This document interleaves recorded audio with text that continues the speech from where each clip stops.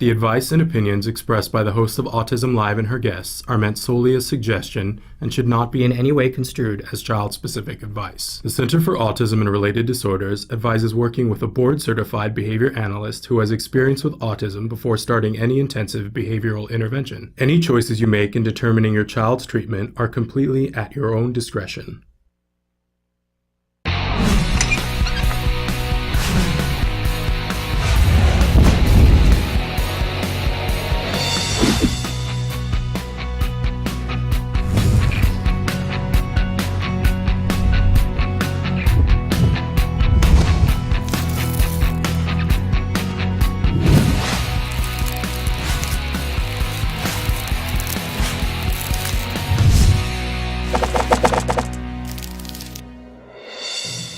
Good morning and welcome to Autism Live. I'm Shannon Penrod and we are webcasting to you live from the Center for Autism and Related Disorders headquarters in Tarzana, California. It's Tuesday, June 26th. Thrilled to be with you. We are going to be with you live for the next 3 hours talking about topics having to do with autism.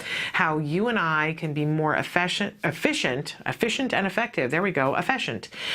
We want to be more effective, more efficient working with our kids on the autism spectrum. Whether you're a parent or a teacher or practitioner, we know how important that is to you.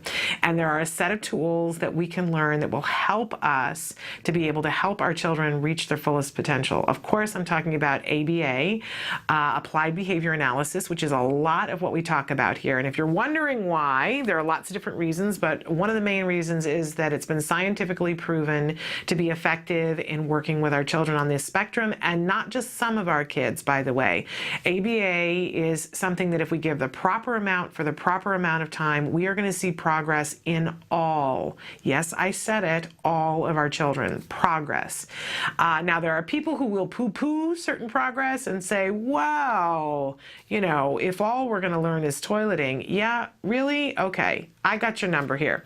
But if you're a family that you have not been able to tackle toileting yet, then you know that that's a huge life-changing event. Well, ABA is going to help us to tackle everything from feeding skills to toileting skills to changing challenging behavior to gaining skills and being able to succeed in school. Wide range of things for a wide range of children, right? All of our kids come in at different places in their skill set and they learn in different ways, but we are going to see progress for all of our kids. And that's a wonderful reason to talk about ABA, isn't it? And by the way, I always like to mention that ABA isn't just for kids on the spectrum, that it's very beneficial for us. These tools that we will give you work on our kids on the spectrum. They work on your mother-in-law. They work on the person who sits 7 cubicles down from you, or the person that you have to deal with in line waiting for the car drop-off at school, for the carpool. ABA is a very effective behavioral way of looking at things. So, we will talk about that. And of course, if it's not clear to you already, I am not an expert in ABA. I am not an expert in autism. I am not an expert in nutrition, law, any of those wonderful things that I could be an expert in. But the reason why I'm here hosting the show is because I'm a mom. I have a son who's was diagnosed when he was 2.5, excuse me. He is now 9, and he would be appalled if he thought that I said that he was 2.5. But he was diagnosed at 2.5. He's now 9 years old. This fall, he will go into completely included 4th grade. He's been completely included since he was in kindergarten because he got the right amount of ABA at the right time for the right amount of time. And, he's not all the way done in terms of there are still skills that he's getting caught up on at 9, but he is completely included in class and excelling, absolutely excelling. And he is the light of mama's life and daddy's life too, I would have to say. And my life is so different than what I thought it might be on that first day that we were diagnosed. And what happened in between, well, we got really great therapy.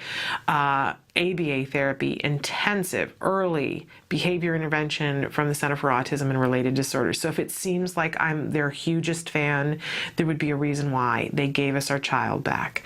It took a lot of work. It sure did, but it was worth all of it. So this is why I'm hosting the show, because I am deeply curious about things having to do with autism. So I love asking the questions on your behalf. And that's really what I'm here for, is to help you in whatever way is going to help you on this journey to be able to help your child reach their fullest potential. You get to tell me what that is.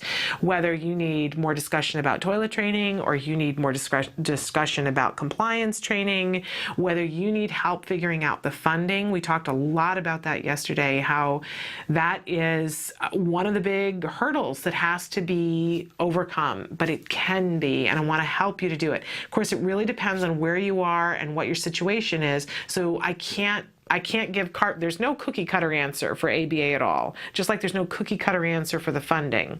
I hope that someday the cookie cutter answer for the funding changes. But I have a sneaking suspicion that because our kids are so different, there's never going to be a cookie cutter solution to autism. That's okay, because we have a tool belt to give you that's going to help you to gain the skills to figure out what you need to do for your individual child. That's really what I'm here for. So please participate in the conversation and let me know what you need, and let me know the kinds of questions that you want to be asking the experts that we bring into the show. I'm going to let you ask the question, or if you email it to me, I'm going to ask the question for you, which brings us to the fact that there are so many different ways that you can participate with us. If you are watching us right now on autism-live.com, then you will see across the top of your screen it either says live or rebroadcast. If it says live, you will see a box there that says your questions, and it is active right now. You can type your question in there, hit enter, and it shows up magically right here on my screen. So that's a wonderful way to interact. Feel free to just type away, and again, it's free. You don't have to log into anything. There's not going to be a bill for it. Just ask away. That's what we're here for. If you are, oops, and I just bumped us off. Now we're live again. Okay, there we go. I got to stop hitting the keyboard. If you are watching us and it says rebroadcast, there are still lots of ways for you to get in touch with us. You can email us anytime, day or night. We will cover your question on the next available live show. We'll also send you a typewritten response.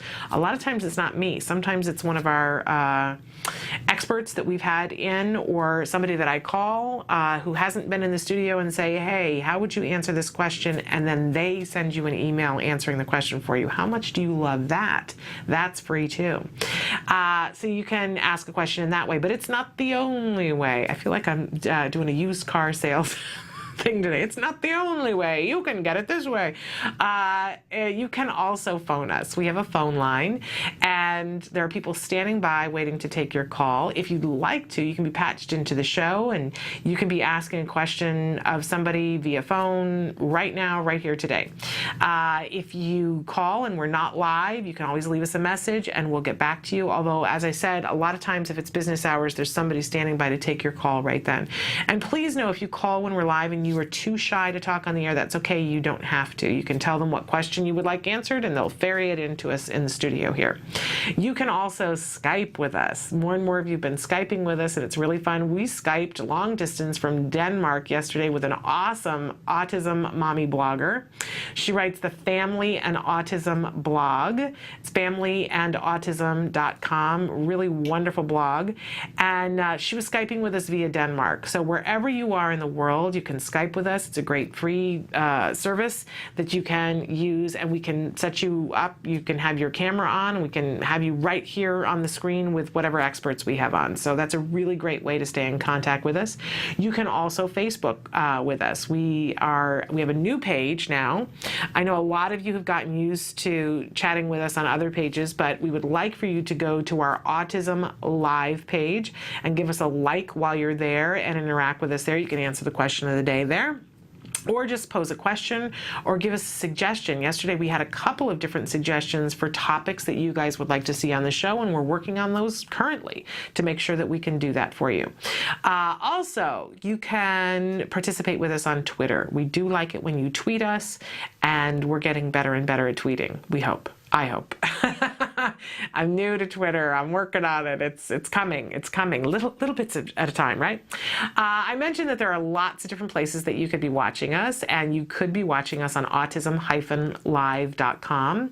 But you can also watch us on blip.tv. This is a great way. It's kind of like a DVR that it's automatic, and so you won't miss an episode. You can go back, rewind, fast forward, pause it when something's going on with your child that you need to address, and come back to it right where you left off. By the way, you can also do that on our YouTube channel. We have lots of great, interesting interviews there, and you can put in you search and say, I want to know all the episodes that have Sue Cho on them, because she's going to be on later on today, and it'll show you all the episodes that Sue Cho has been on. You can also download us for free on iTunes. It's a great way to be able to watch us. Again, you can pause, rewind, archive them, make it personal for yourself so that you can take it with you on any of your devices that you're watching on. So that's another way to watch us. And also Ustream is another place that you can find us for free. Take the time to find the way that's best for you. And by the way, if there is a way that we're not viewable that you would like for us to be, would you please do us a favor and let us know? Because it may be that we just don't know about it yet, and you could enlighten us. We love it when you guys tell us things, because I know we have so much to learn from you, whether it's about what channel you want us to be on, or information about how you're dealing efficiently and effectively with your child. We love it when you interact with us. Okay, so it is that time of the day, the beginning of the morning, when we take on the jargon of the day.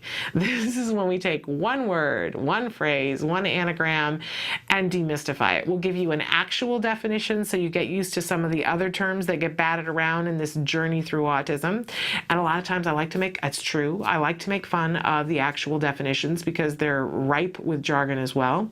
And then we'll give you a working definition that maybe it's not as exact, but it will help us to access it and understand the term when applied to our individual children. If you still don't get it when we get to the working definition, you know what? Cut yourself some slack. These are new words, and I do think that there's something to be said about seeing it in the natural environment. When you see your child do it, or you see somebody do one of these terms with your child, you go, oh, okay, and it all starts to make sense. So be patient with yourself. Okay. Our anagram for the day, ASD, and this one is probably fairly familiar to you guys, but let's talk about what it actually means. Autism spectrum disorder or diagnosis.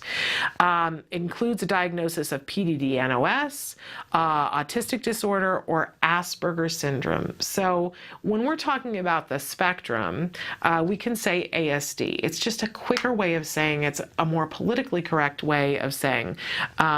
And our working definition is autism, PDD-NOS, or Asperger's syndrome. So, sometimes you will meet someone on the spectrum, or you'll meet a parent of someone on that spectrum, and there are people who will get offended if you say, do you have autism, when they have PDD-NOS, or they have Asperger's, or everybody has different terms. Isn't that the truth? I think words do have power. As much as we'd like it to just be simple, words have power. When my son was diagnosed with autism, and he was diagnosed with classic autism. We didn't get a PDD-NOS, we didn't get an Asperger's, we got autism. And I said to people, my son is autistic, and people would refer to him as autistic. And I don't know, there was just something about it that just didn't sit with me, because it just didn't fit us. I don't know, I just couldn't come to terms with it. And I thought that it was maybe just that I was still floating on that river in Egypt, denial. And I thought, in time, I'm just going to make peace with this. And later on we'll watch The A Word, which if you watch the first episode about that, the mom on that show says, I just had a hard time saying the A word when attached to my son. I don't think we're the only ones. But I thought it was because I just hadn't made peace with it. But after a time, I saw Holly Robinson Peete talking, I think it was on Oprah, and somebody used the term autistic, and she said, I don't necessarily use that term. I know people do. There's nothing wrong with it, but it just doesn't sit right with me. When we say that somebody has cystic fibrosis, we don't say they're fibrosic, right? She said, we say they have cystic fibrosis. And she said, I prefer to say that my son has autism. And so I went, I kind of agree that I don't want to refer to him as just, he's this, because that seems like to me, seems like it totally defines him. So I want to say has autism. And that still doesn't sit right. And finally, I had heard about kids who get to the point where they do such hard work and get to the point where they are indistinguishable from their peers.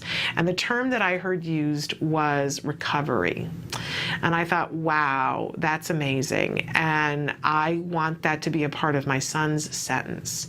So we started saying our son was recovering, certainly not recovered, but recovering from autism. And that kind of morphed into actively recovering from autism because that fit us. I'm not saying anybody else, but that fit what we were doing, and it gave me something that I felt okay about saying.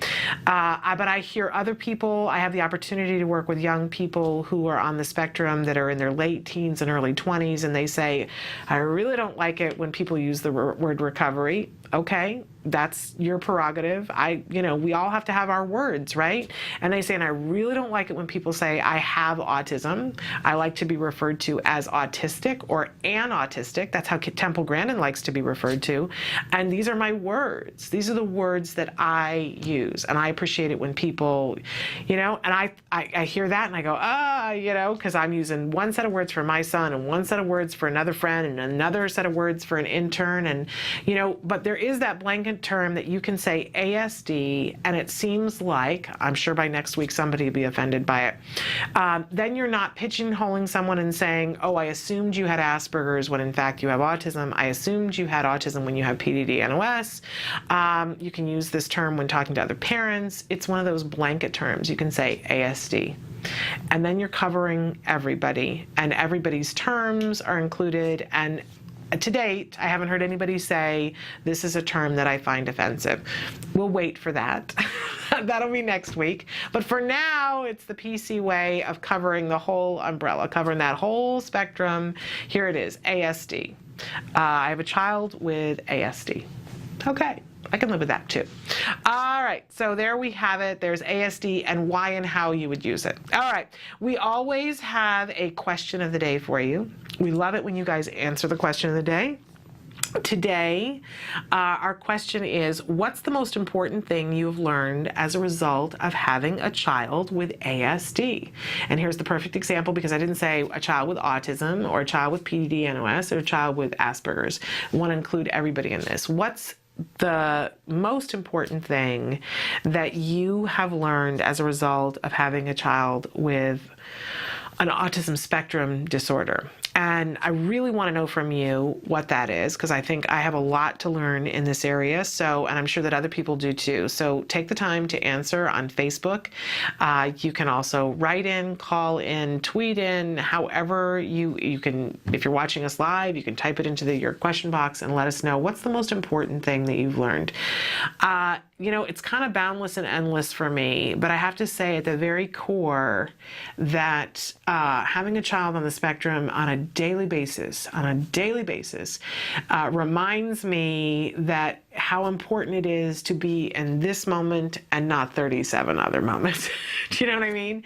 That I really tend to like to talk about what's happening at 12:30 or talk about what happened last Tuesday at noon, right? Instead of being in this moment. And having a child on the spectrum reminds me and kind of nudges me and sometimes forces me to be in this moment and not in any other moment, because this moment is where the joy is. This moment is where things are happening. This moment is where I get eye contact. This moment is when the learning is happening. This moment is my opportunity to connect with him. And if I miss it because my head is here or my head is there, then man, did I really miss it. So that's my lesson every day. I got to tell you, it kicks my keister. I am not good at this in the moment thing.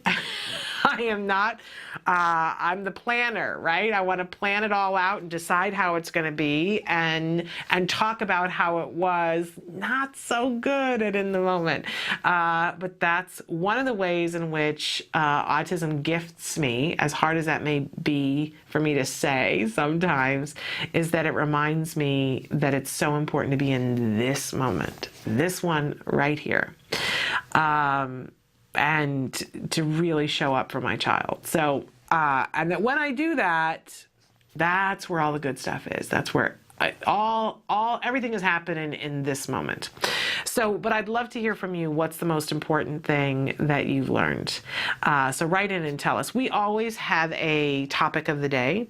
The topic of the day has kind of morphed into the topic of the week, and this week is no exception. Our topic this week is starting EIBI. If you were with us yesterday, you know this was our jargon of the day. EIBI stands for Early Intensive Behavioral Intervention. This is what we all want. Early, and early has lots of different meanings to it. If your child is 10, then early is right now, right? Before they're 11. If your child is 22, early is right now before they turn 23. If your child is 18 months, it's right now.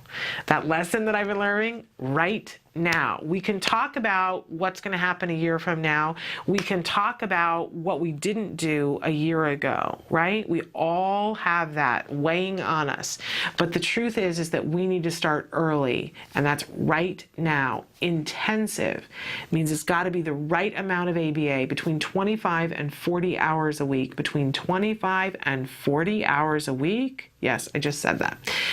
Because that's the prescription that we know works.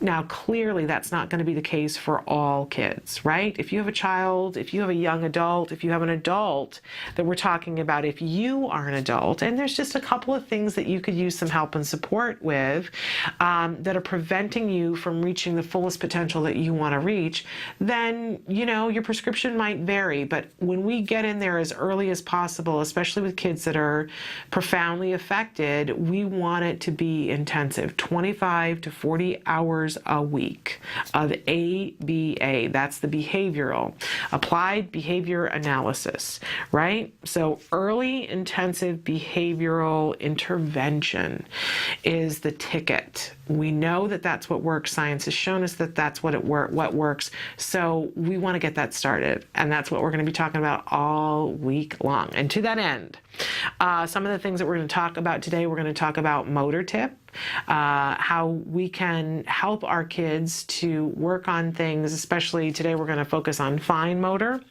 We're going to talk about challenging behavior throughout the day, and then we have a wonderful guest that's going to be joining us at 11 o'clock, Sue Cho, I mentioned earlier. She is a part of our training team, and she's also a supervisor that flies all around the world and helps families, trains their teams and trains the families for them to be able to do ABA in their home. She's a wealth of knowledge. Thrilled to have her with us at 11 o'clock, and we're going to be talking about some very specific things with her about how we can start efficiently and effectively, what kinds of things we need to do to get our ducks in a row when we're starting EIBI, and what it looks like, what it feels like, and how to weather the months before and the first couple of months of starting, because I really do think, you guys, that's the toughest time.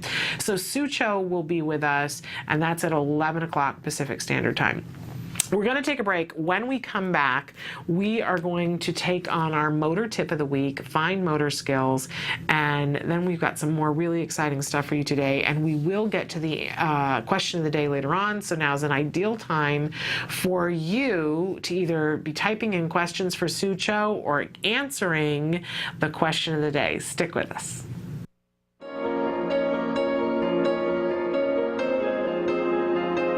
ACT Today, or Autism Care and Treatment Today, was founded in 2004 by several passionate parents who believe that access to early, effective treatment is vital for individuals with autism. Together with Dr. Doreen Graham-Pichet, the world's leading provider of therapy for autism, this group created Act Today to do just as the name implies, take action immediately to treat autism spectrum disorders. A lot of families and parents and even physicians don't yet accept the fact that we are recovering children with autism. In 2006, inspired by her struggle to get treatment for her young son Wyatt, television producer and author Nancy Alspaugh Jackson and her husband Reed hosted a backyard benefit for the foundation called Denim and Diamonds for Autism. Tens of thousands of dollars were raised, and in 2008, Alspaugh Jackson took the helm of Act Today as executive director.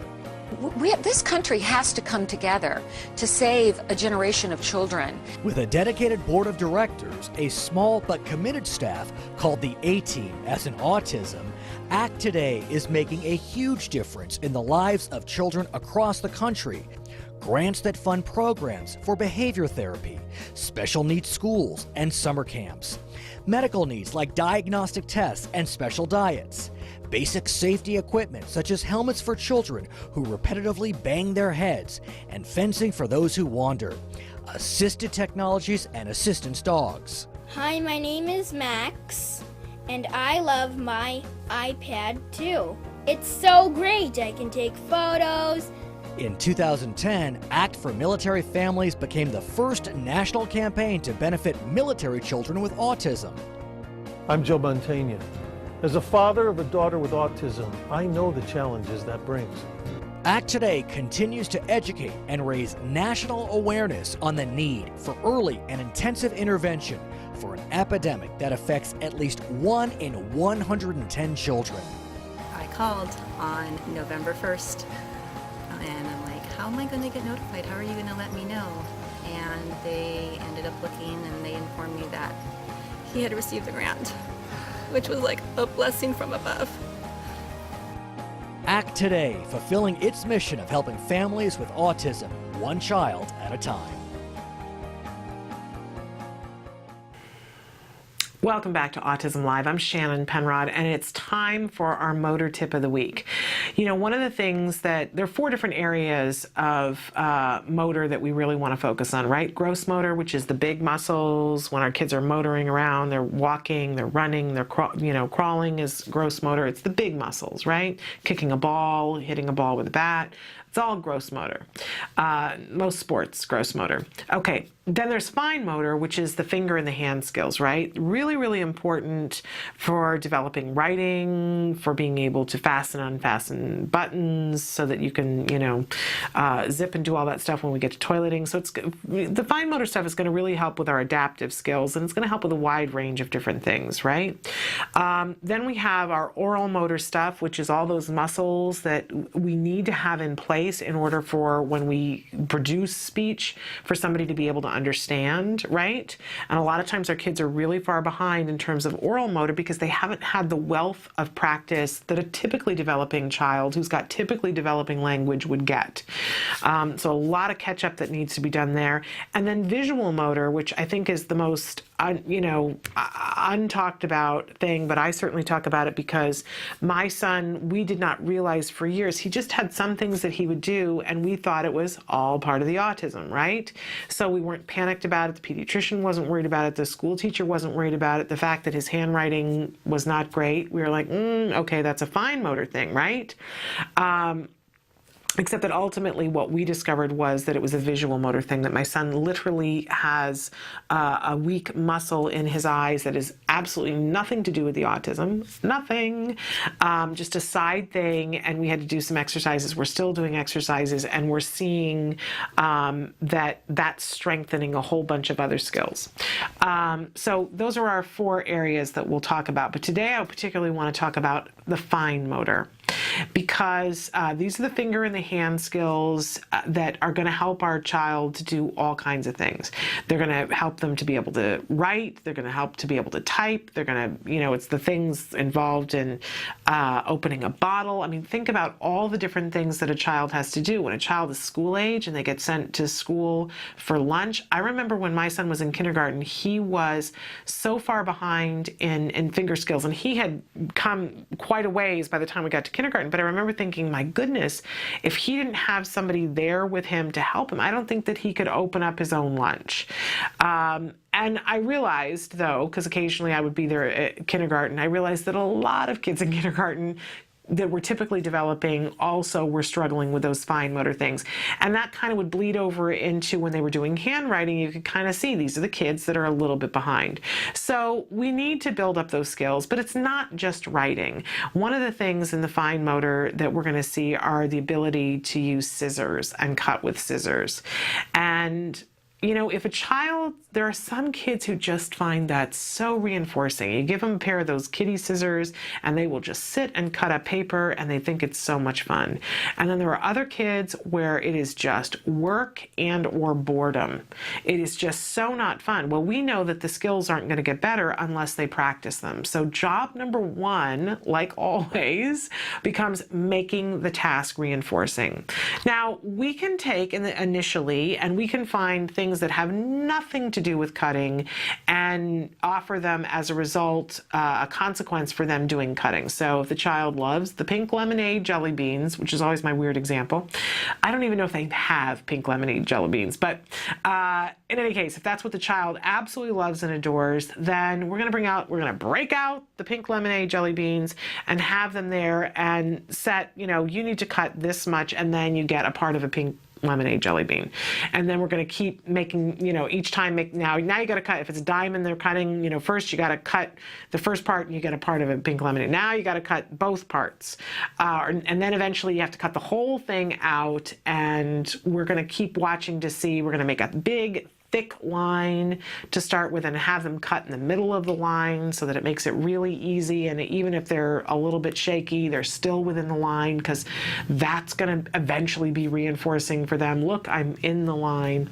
Over time, we're going to make the line smaller and we're going to make the reinforcement less and less. I do think that at a certain point, it's really important that we transition off of these other things that are reinforcing and somehow make the actual task reinforcing. Because stop and consider that if your goal is for the child to be in a fully included classroom, it's going to be really hard to have a bowl of jelly beans there and have your child cutting and getting jelly beans for the cutting and none of the other kids. It's not impossible. There are ways that you can work this, but it's not going to be everybody's not going to be as happy. The other parents might be like, that's too much sugar. The teacher might say it's too disruptive, whatever. So we want to try to but at some point the child's got to do it on their own and find it reinforcing enough, because what's our goal here? We want the child to keep progressing. We don't want to send a college student off that's getting jelly beans for having done cutting, right? Right. So we want to move this along a little bit and make the actual task reinforcing. And we can do that too. Sometimes we'll print out things that are really exciting that the child particularly loves. If they're really into SpongeBob, we can print out something on the computer that is a SpongeBob thing, so they get to cut out SpongeBob. Now, you might find that when it's cutting out the whole thing, first of all, it's too much, right? Even I don't want to cut out SpongeBob. There's too many things, and there's too many things you got to go around, and it takes too long to go all the way around the whole SpongeBob. Not as reinforcing. So instead, what's kind of fun is if we have pieces of SpongeBob. So smaller things, and that it becomes a puzzle too, so that we cut out the pieces and then we lay it down and can position them. So now we're getting 2 skills for the price of 1, right? And it's in smaller doses, so it's really reinforcing. We're much more likely to keep the child's attention. One of the things that we did with my son early on, because it didn't occur to me, and he wasn't into SpongeBob then, but we would sit and he would cut. At first, he just would cut out little pieces because he hated cutting, but he would cut out little pieces, and I would take them and make them into shapes and make pictures like mosaics with the little things that he cut out. So now suddenly he wanted to cut out more pieces because he wanted to see what shape Mommy was going to make. And then eventually there were things that he wanted me to make a mosaic out of, and I'd say, oh, well, this piece doesn't fit. So he would be figuring out, how do I make this piece so that you can make Mickey Mouse? And there were no lines, but he was, because he didn't particularly like the line thing, but he was growing in his skills so that he was actually able to cut. And then eventually, he found that so reinforcing that when we gave him lines to cut, and I would say, oh, here, I'm going to draw Mickey Mouse in pieces. Now you cut it out, and we'll piece it together like that. And then we would take every single holiday, so that if it was Halloween, I would cut out pieces to the witch. And we also would work on body parts. Okay, so what does the witch need? And, the witch needs a head, and the witch needs eyes, and the witch needs a nose, and the witch needs a mouth. So we would cut out those different pieces and we would put those together. Then it would be Darth Vader. So where is Darth Vader's helmet? And we would cut out all these little pieces. And sometimes I would draw them and he would cut them. Other times he would just cut them freehand. But again, we strengthened the muscle and made it more reinforcing. So by the time he got to kindergarten and they would cut, and it wouldn't be his big preferred activity, it wouldn't be the end of the world. He would still sit there and do it. He would get impatient sometimes. He wasn't quite as good at it as a lot of the other kids were, but he got it done. And it wasn't a big to-do about it. It was, I want to move on to the part of the project that I like. And he continued to gain in skills. Now he can cut things out like a champ. Fourth grade, they don't cut things out so much anymore. But there will be things, every once in a while there's a project where you got to cut something out. In any case, we got to build slowly, make it reinforcing, and remember that, there are a lot of different things to this task. There's holding the paper, there's holding the scissors, having them at the right angle, cutting into the paper, at the hand being able, be patient, take it a little bit at a time, make it as reinforcing as possible. One of the other things that we discovered was that I had those scrapbooking scissors that you can get certain times of the year, get them, really inexpensively, or garage sales even if you have 3 different shapes. You know what I'm talking about? They're the scissors that they don't cut in a straight line, like one cuts and makes it look like grass, and another one cuts and makes it look like diamonds and things like that. Sometimes that's a really fun reinforcing for some of our kids. Play around with it. Find what's reinforcing, but give your child ample opportunities. That's how we get the muscles to tone up and be usable. Make it reinforcing and give lots of opportunities. That's our motor tip for the week. Stick with us when we're going to take a short break, and when we come back, we're going to have our healthy eating tip for the week, and this one's a good one. So stick with us.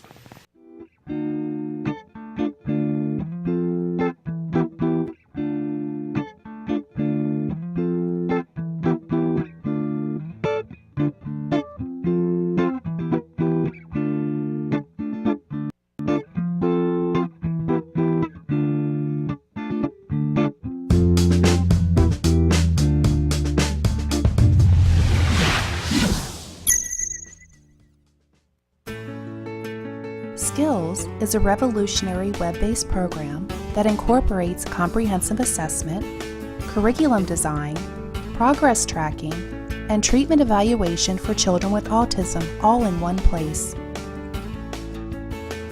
Developed by the Center for Autism and Related Disorders. Our approach is based on over 40 years of research on the principles of learning and their application to improving the lives of children with autism. How does Skills work? Created with speed and simplicity in mind, Skills was modeled on an easy 3-step process. Step 1. Start assessment. Step 1 begins with our intelligent assessment system, which consists of a series of questions. This assessment is essential to identifying your child's level of skills compared to their typical peers across all areas of development. This includes assessing social, motor, language, adaptive, play, cognition, executive functions, and academic skills. Every skill has an assigned age, which indicates when the skill emerges during typical development. This means that each child is automatically presented only with lessons that are relevant to his or her age.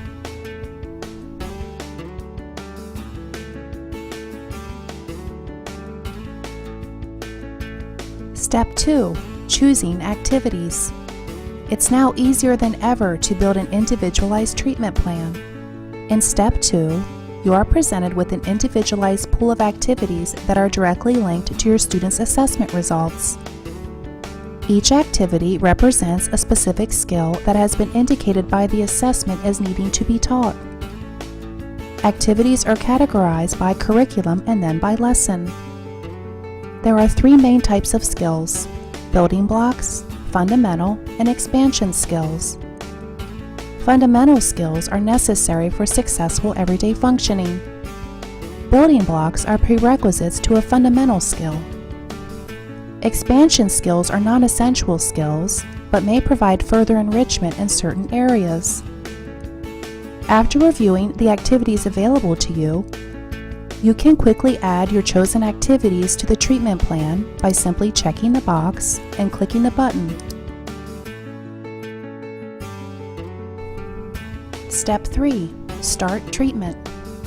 Once you have selected and added the activities you want, you are ready to begin teaching.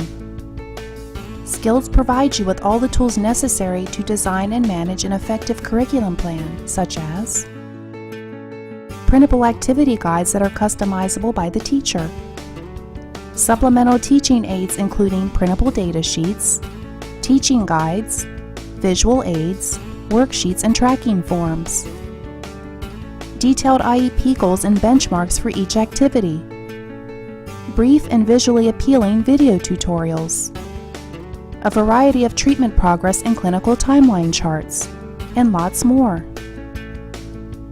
And since Skills is completely web-based, everything you need is available 24 hours a day, 7 days a week, in one easy-to-access location. Skills users even benefit from unlimited access to a support community, where they can ask questions and share ideas with a skills expert. Skills is always with you.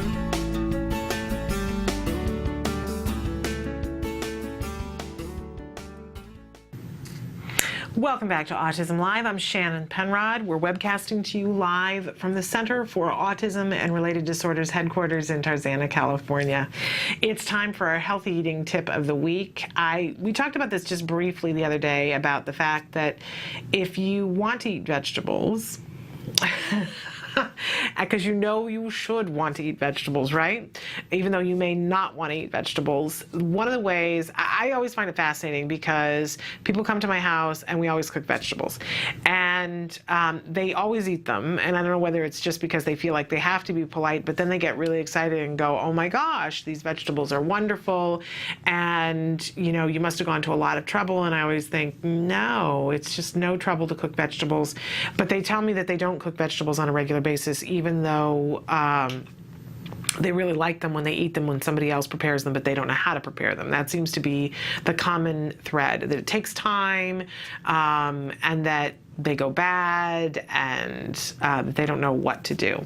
And I think, like most things in life, if we make something a no-brainer and it has rewards to it and it's a no-brainer, then we're more likely to do it. And I do think that eating healthy starts with us. If we want our kids to eat healthy, then we have to model the behavior. And we've had experts come in and say that in order for any food to get onto your child's regimen of things that they eat, it generally has to be presented upwards of 20 times. 20 times.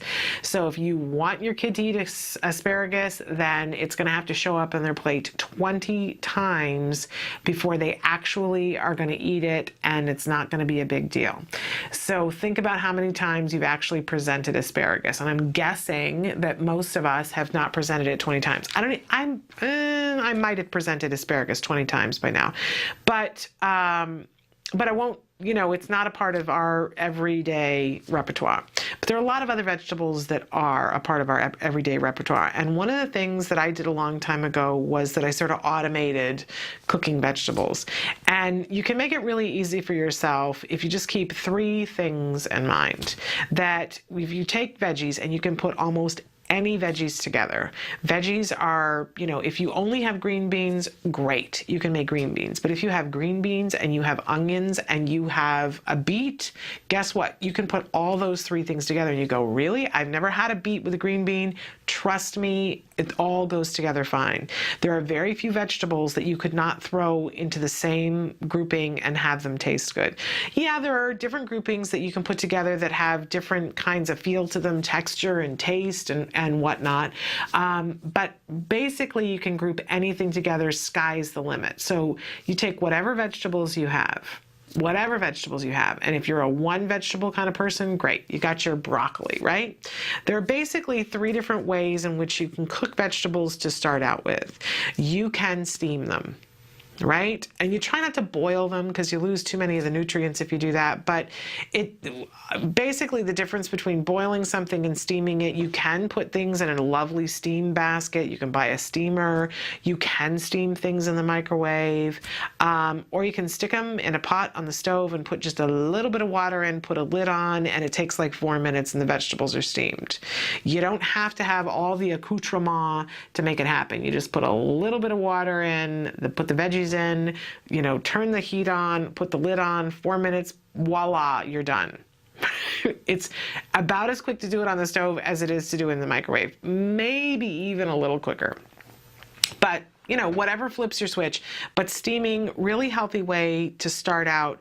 And you can, if you go to the farmer's market on a day, let's say you go on a Thursday, you go on a Friday, you go on a Saturday, you can take all of those vegetables and you can cut them up and you can steam them and throw them right back into the refrigerator. And now when you want to go to make something, you've got pre-cooked vegetables to add into something. We'll talk more about that in a second. Okay, so there's steaming. There is roasting. So you could take those same vegetables that you cut up to put in a pan on the stove with just a little bit of water. I'm talking about like a quarter of a cup of water. We'll steam the whole pot. You could take that same group of vegetables and you could throw it all into a baking dish and throw it in the oven and put it on like 300 degrees and leave it alone for 3 hours, 3.5 hours. And they're going to come out crunchy and juicy and a whole different flavor than when you steamed them. And now they're ready to have other stuff to do them too. And if I'm making it sound like it's incredibly easy and not very quick, it's not very time consuming. It is incredibly quick. It is incredibly quick. And this is like the prep to have everything in the world work. Now, there is a third way that's a little bit more time consuming, and that would be to grill and or broil something depending on what your situation is and what time of year it is. So you could throw things on the grill. I actually think that takes more time. You have to babysit it. When you have stuff on the stove, it's done in 4 minutes. When you put it in the oven, you walk away for 3 hours. But when you put it on the grill, it's a little bit more time intensive, a little bit more attention intensive. But you can grill vegetables. You can put them on your broiler in your oven if there's weather so that you cannot be outside grilling. But that's another way in which to cook vegetables. I kind of save that for special occasions because it's more time intensive and more attention intensive. I have other things going on. More often than not, I can burn something, right? Margin of error. Okay, so if we've taken our veggies, let's say we went someplace, we bought some veggies, we've got them all. And by the way, it's not the world's worst thing to do to buy frozen vegetables. It isn't. You can take frozen vegetables and you can do any of these things with them. You can steam them to have them perk back up. You can roast them. I don't know that I've ever grilled frozen vegetables. I don't think I've done that. I wouldn't try that. But in any case, so now you've got these vegetables that you either steamed or roasted or grilled. And they've been in the refrigerator. And so that was your afternoon one day. And now it's time to put a meal on the table. And you've got this array of vegetables. Well, there are 1,000 things that you can do now that take 5 minutes or under because everything is sort of pre-cooked, right? So maybe you like things that are more on the fried variety, but your doctor has said not so much oil. Well, if you were going to fry a vegetable from start, you cut up zucchini or you cut up broccoli or you cut up peppers and you were going to fry them, it would take a lot of oil and it would be spattering everywhere and it would leave a big mess. And so you'd have cut up the things and you've added all these calories to what you're making, and you don't have to do that because everything's already steamed or roasted. So now you don't have to cut anything up. You just scoop out however much vegetable you want. You can throw it with like a teaspoon of oil and some garlic and whatever sauce you want, and you cook them for 3 minutes. They're lightly dusted with the oil, much healthier, much quicker, right? And you can keep scooping out of that same pan or bowl all week long and have vegetables in so many different ways. Excuse me. So for instance, let's say that tonight you want to eat Italian and you're having some pasta.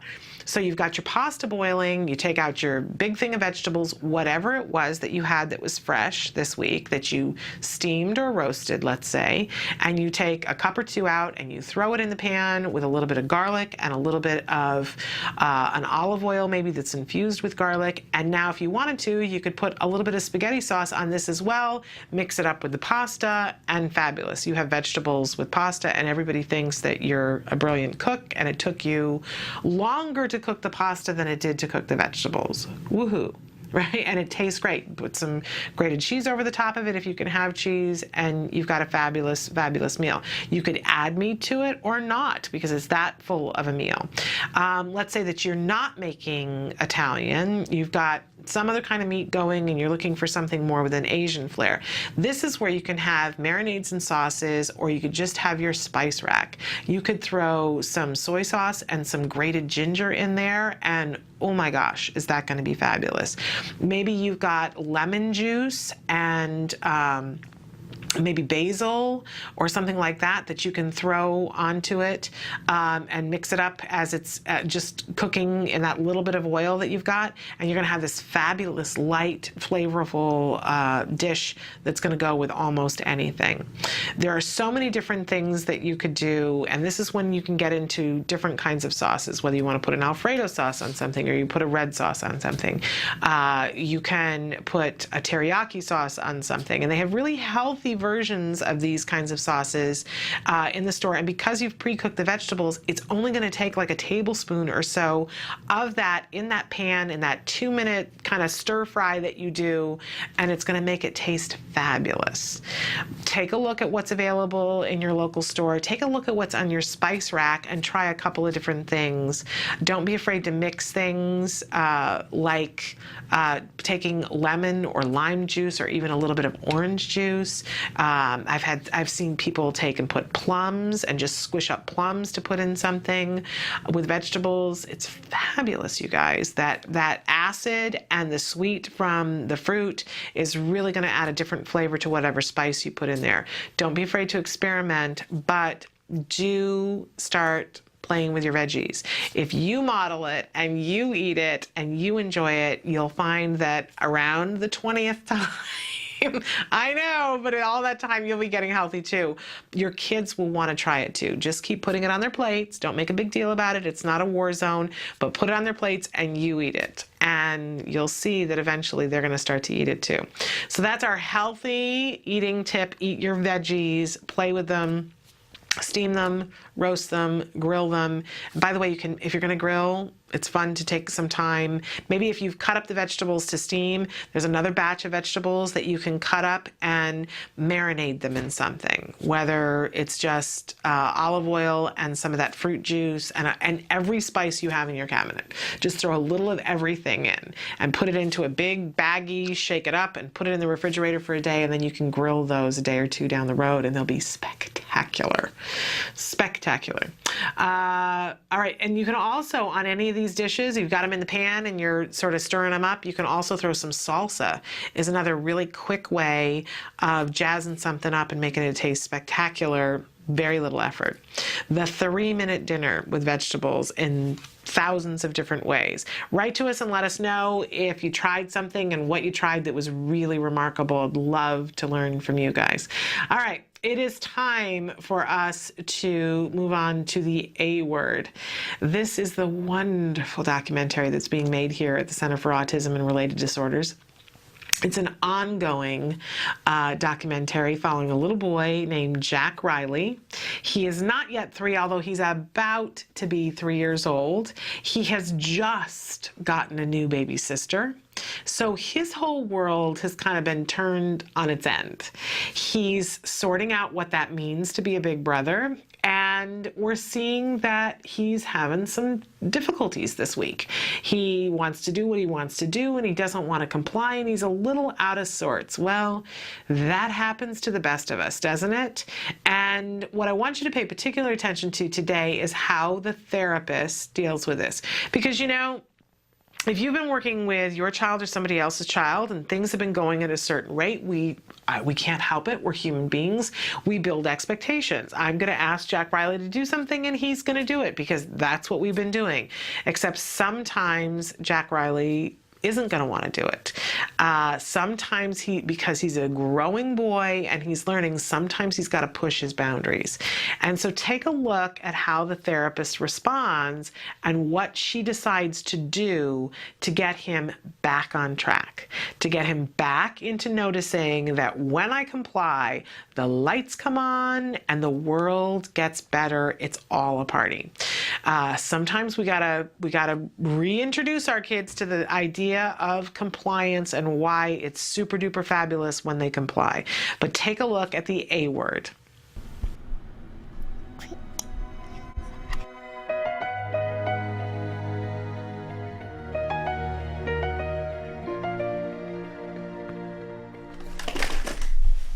thought you were over this. We did this like 5 months ago. I know, that's you. Hi, look. Hi, look. You can say hi. Hi. Say, I'm Jack Riley. I Jack Riley. I got really, it's showtime. It's showtime. Sit down, what can I do? Look what I have. Do you want to play with your rug? The rug. Whoa, you want to play? How to play. Okay, then you need to get your stickers. Do you want the rug? What's the rug? Okay, you need to sit here. No, you need to sit right here. Sit down. Sit right here. You need to sit here, buddy. No. Or else we have to go sit on the chair, bud. Come on. Sit up. Okay. You're gonna sit on the chair then, dude.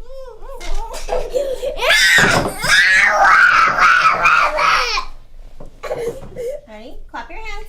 Good. See, that's one sticker. Touch your head. There it is. You need to sit on chair, buddy.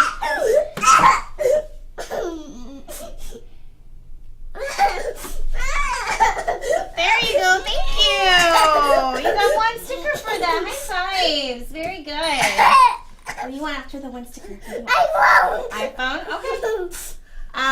Let's see. Touch your back. Very good. See? You got it. High fives. I'll get it for you, okay? Cool. He's been having a lot of non-compliance lately with the other girls too.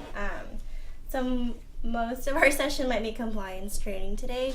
It's basically asking him to do things he already does know, so he's successful. But just to get their focus back, by asking them to do things that they already do know, it kind of shifts their focus back on something else. And then I just bring in what I originally asked was to sit in the chair.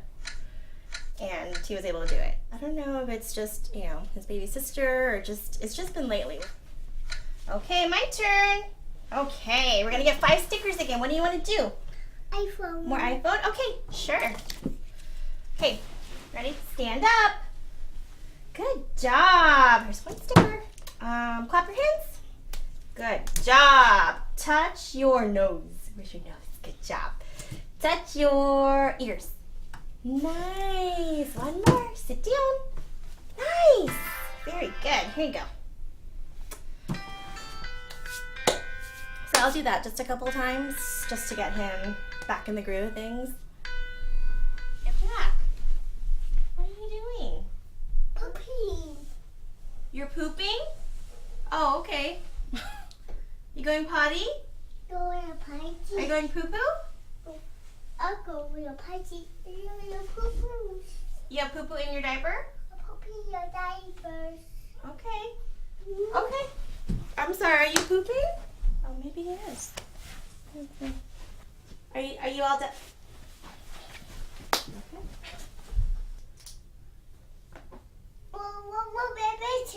one more minute to go poop.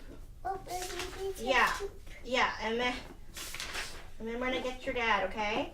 Okay, we're gonna go see Daddy. Okay? And go show Daddy to say, Daddy, I pooped. Go find Daddy. Yeah, all right. She's doing it. No? Yeah? Yay! You said you pooped and you did! You pooped, huh? Yay! That's really good. I'm really proud of you. Look at me. I'm really proud of you. You're going to be a star. You're going to be a superstar. She was very fussy until right this second. That's Big Brother's girlfriend. How are they doing together? He mostly ignores her. Although he did have a little monologue yesterday where out of the blue he said, "Bless you, Lainey Grace." And then he said a few other things about her too. I love you, Lainey Grace. I love you, Lainey Grace. Oh, that's sweet. And he'll kiss her head and thinks that's funny because, of course, Mommy gives her big reactions to his kisses. She says, "Ooh, I like that kiss." So he likes to do it like 45 times. But most of the time, if you ask him what his sister's name is or anything about his sister, he pretends like he didn't hear you, which is fine. We're not in a hurry. Jealousy to work out on, I think. And we are very careful if he wants me to, whoever's got her, if he tries to get our attention or whatever. If we can, we give it to him. There's going to be plenty of times where we can't. So we're trying not to have her be the reason we have to say no. For now. Success. It's been an eventful 1 hour since we've been here. Exciting. I know. Jam-packed. This is going to be an exciting episode ahead. There's baby, there's pooping, there's tantruming, there's everything. Only the first hour, Suzanne. I know. See what the second hour will bring us. Yes, indeed. There's a lot going on at Jack Riley's house this week. You can see that. I love, though, Mom's sitting there with the baby on the boppy. You remember those days when that's, that was your job, to sit there and admire your baby. Brief days. What do you got, like a week to do that? And then life intrudes and you got to get on the treadmill again. But those are brilliant days. That's a brand new baby there. And Jack Riley's adjusting to it. And he's, he's sorting it out. And we see this little boy who, even a couple of weeks ago, well, at this point it was a couple of months ago, he didn't have the functional communication skills to even begin to say what was going on with him, right? So a couple of months ago we had an episode where he was being asked to comply, didn't want to, really put up a big struggle, and what they eventually realized was that he needed to go to the bathroom. He needed to get underneath the table so that he could take a poop. And the mom was saying on that day, "Gee, I feel so bad, but hopefully there's going to come a day when he can say, 'Give me a minute, I need to take a poop.'" And of course, on this day, he has gotten that far. Notice how the therapist was, said, "Okay, I'm going to give you," and he is asking, requesting, saying, "I'm pooping," and he's pushing her away. She gave him the time and the space to do it, and then said, "Let's go tell Dad that you pooped." And instead of it being, "Oh no, you pooped in your diaper," it was a, "Yay, you pooped," because what they're reinforcing there is that he let everybody know. He used his functional communication skills, but we're also helping to strengthen and reinforce the idea that poop is an okay thing and that it's going to happen. And when you can acknowledge that that's what your body is doing, woohoo, everybody is happy, because that's a great precursor to start really working on potty training. So wonderful, wonderful, wonderful. You see this family that's being very cognizant of the fact that new things have come, and the mom says, when he requests our attention and we can give it to him, we absolutely do. Because they don't want to link this new life to the fact that he's not getting attention. Really hard, but they're being aware of it, which is a really good thing to do. Did you notice what the therapist said about what she does because he's out of sorts? And she says, yeah, he's just, he's having a rough time. So I'm going to try to distract him. I'm going to take the thing that he wanted and have him work for that thing. And then you see her, because, first she shows him the rug and he's like, "Oh, the rug, the rug, the rug." And she says, "Great, we're going to work for the rug." And, already we're off and running, right? But she distracts him and gets him over to the table and gives him some of the easiest things to do, like clapping hands. And did you see how closely he was watching as she put the stickers on his little chart? You could see the thinking that was happening. And I love that. I love to watch kids think. I love to watch adults think. It's just a fascinating thing, and especially for our kids, when it starts to show up on their face that they're thinking and what they're thinking, because the eyes are the windows to the soul, right? And so when our kids start to track properly and look at the things like a typically developing child, we start to be able to read them better. That before, Jack Riley would have been all over the map. Maybe he was noticing how many stickers, but now he's focusing all of his attention on the stickers, and we know that he's thinking about that, thinking, okay, I only got to get 3 more and then I get the iPhone, right? We see the wheels turning there. So he's like, come on now, Jessica, let's get this done because I want my reward.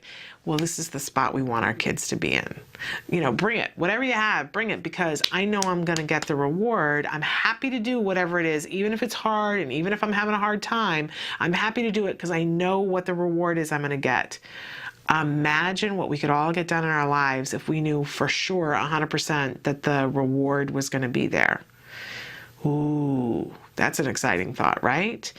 But we set our kids up for success in this way because we teach them, if you do this, you're going to get that reward. Yep, they're going to forget sometimes. On this given day, he has forgotten and he's like, no, I want the rug now. I'm having feelings. I'm out of sorts. She distracts him, gets him over the table. What do you want to work for? The iPhone, right? But she goes from easy, clap your hands. He's all too happy to do that. We've been working on getting him to sit in the chair and it was a nightmare, right? We don't spend a whole lot of time on that, but clap your hands. Oh, he can do the clap your hands. Great, you get a sticker. He's watching. She says, okay, touch your head. Oh, all right, I can do that too. When's my iPhone coming? Now she's gotten him back in the groove now. She gives him the sticker. He's watching to make sure he's getting credit for that. Then she has him touch his ear, I think, and then it's, okay, sit down. And it's a non-thing. Because he knows if he does that one, he gets to sit. There's no argument anymore. He's remembered, oh, when I'm compliant, the lights come on, the party starts. But 4 minutes before, she was asking him to sit down, and it was an ordeal, right? He did not want to do it. But she didn't get into that. She didn't engage with him on that and go, no, you really have to, it's of no use to anybody. But distract him, start with things that are easier, that he knows he can do. Make sure he's seeing when you do these things, you're getting credit and you know what you're working for. You're working for the iPhone. So as soon as you get that last one, you're going to get the iPhone. So now the thing that has become difficult, which is the sitting down in the chair, becomes easy. And by the way, we do this with things that are, we know that Jack Riley can sit down. We know that he's had compliance before, but we still got to get it back. But if we were going to try to teach him something really hard, we would do it in the same way. Ramp up with things that are a little bit easier and make sure that he sees, see, you're getting rewarded for this, so that when we get to the tougher skill, that we're clear, that he's clear. If I do this, if I work through all the things that I've got going on right now, and I give this an attempt, it's going to be good for me. That's what we really want to set up, and clearly that's been done. So he sits down, yay, he gets the iPhone. When you can make sure that that's what's happening, you can teach a child mad skills. Just absolutely amazing what you can teach a child.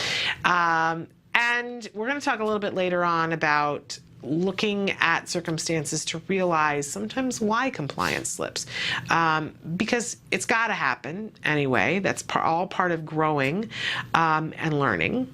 But sometimes there's other stuff on board, and we're going to talk about that too, because clearly Jack Riley has other stuff on board. His routine has been upset. There is a new thing in the house that sucks attention away from him, and it probably sleeps and cries at different hours, is waking him up in the middle of the night. Mom and dad are reacting differently to different things. And, in the beginning, they've got the camera there and he's saying, time for the show, time for the show. This is the little boy who is very used to the attention all being about him. It's the Jack Riley show, right? Only now there's somebody new who's got their own show. And it's going to take him a little while. And we could get upset as caregivers and say, I'm already sleep deprived. I don't need for you to be out bouncing off the walls alongside. But you know what? That doesn't help.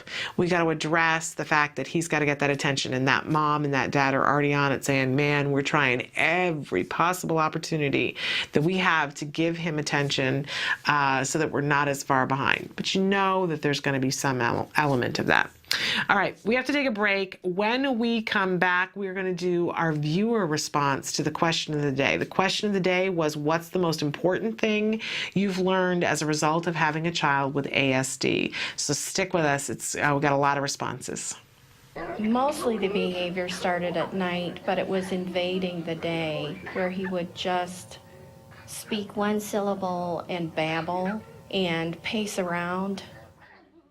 When she was a year old, she lost speech. She did never seem to request me for anything, even for food.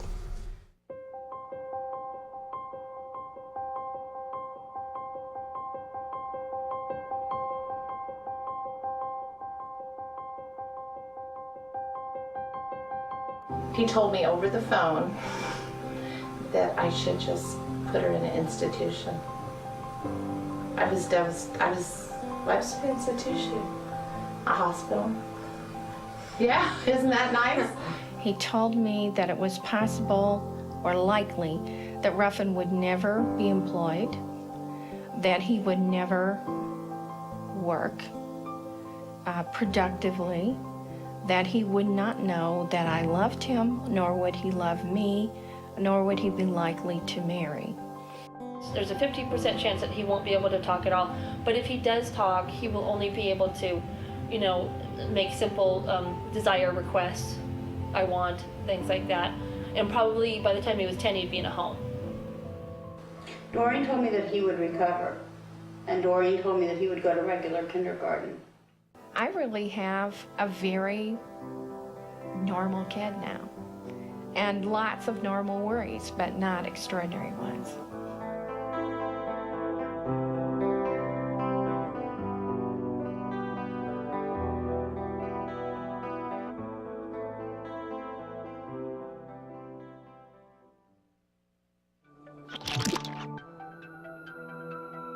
My name is Deli Popola, and I'm one of the creators of theAutspot.com.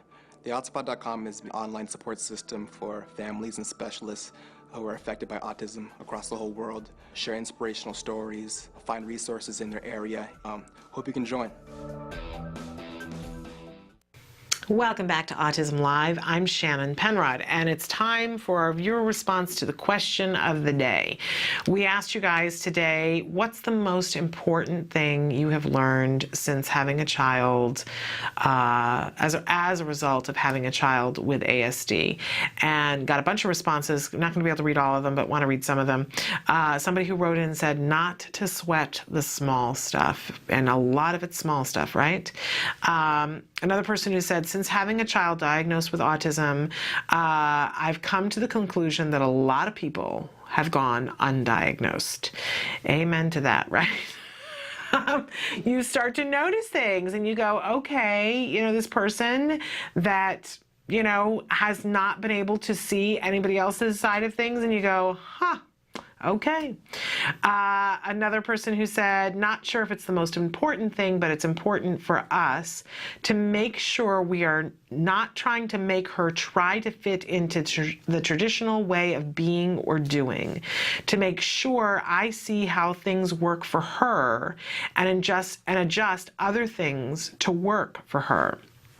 Seeing how to alter and change how we do what we do when it's possible so that she is not excluded and we can see and learn from her. I think that's pretty important for all of us. I've shared before that there are times when I've had to flip it around and realize, okay, wait a second.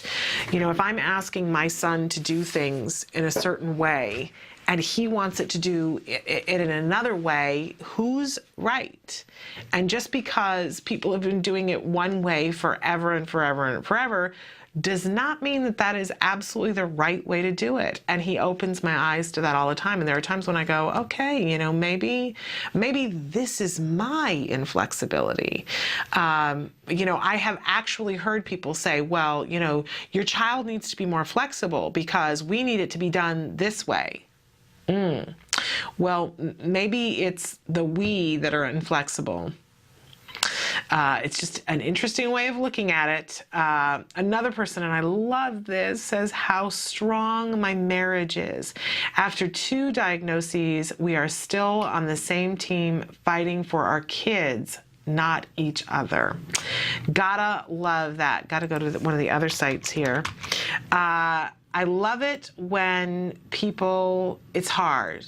It's really, really hard. But I love it when people find that way to lean into each other instead of away from each other, because this can be divisive, right? But it doesn't have to be.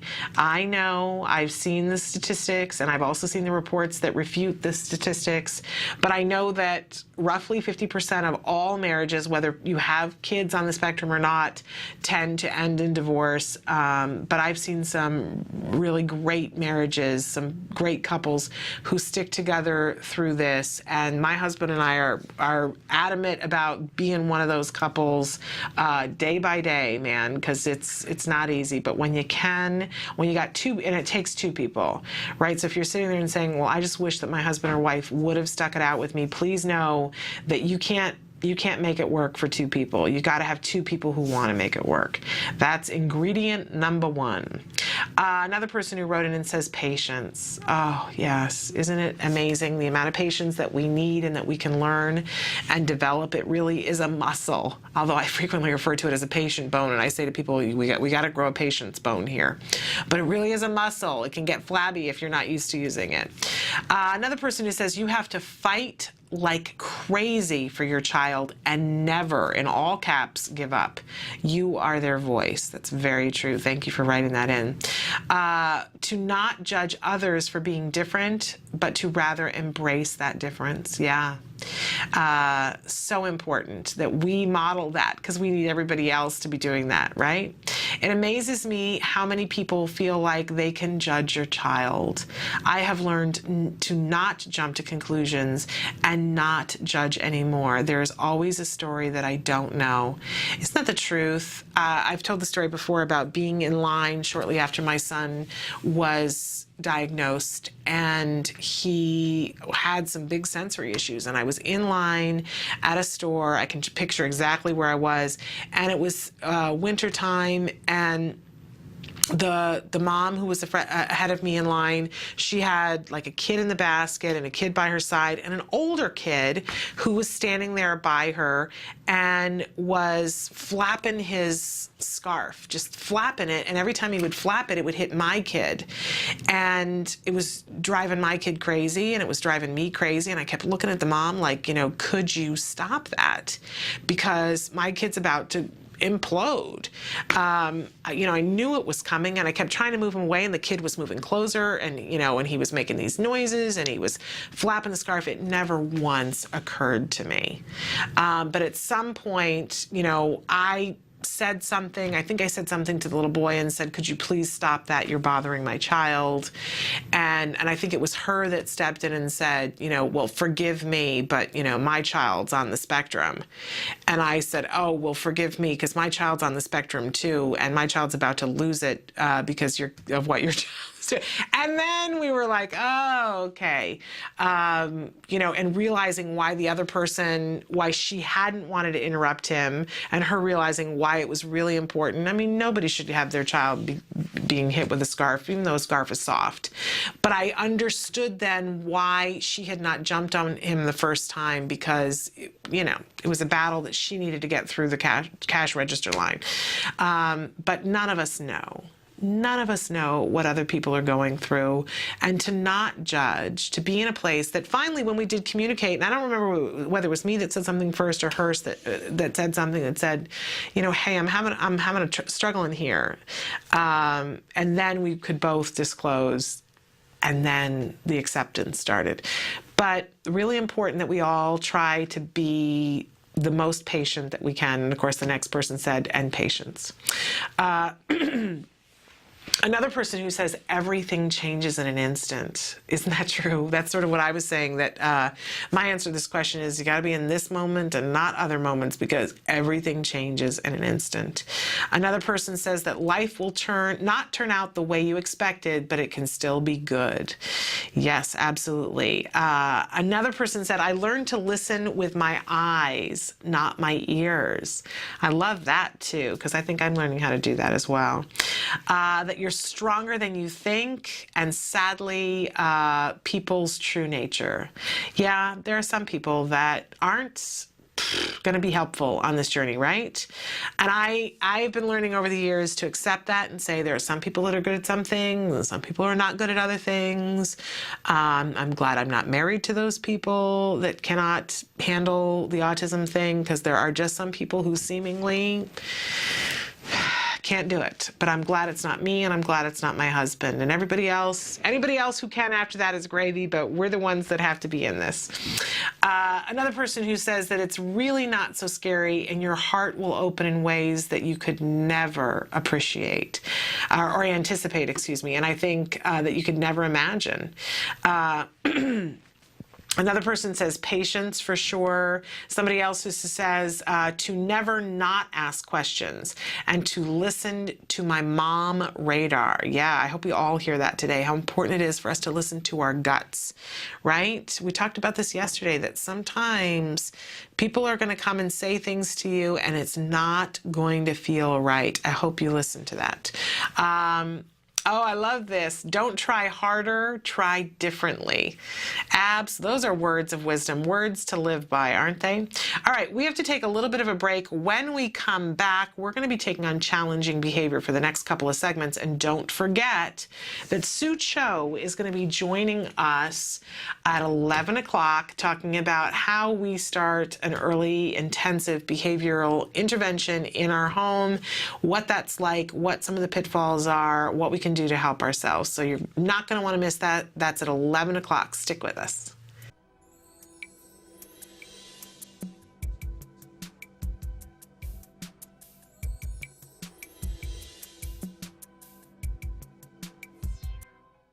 I'm Adele Nadowski, Director and Co-Creator of Skills.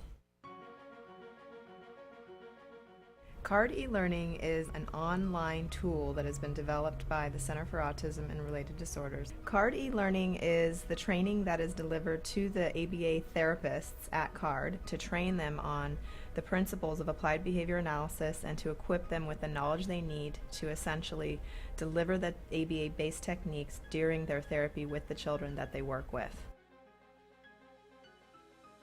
ABA has been proven scientifically to be the most effective intervention for children with autism. At this point, even the Surgeon General has come out with a statement suggesting just that. So we know that this is something that children with autism definitely need if they're going to improve and live the lives that we're hoping that they're going to be able to live.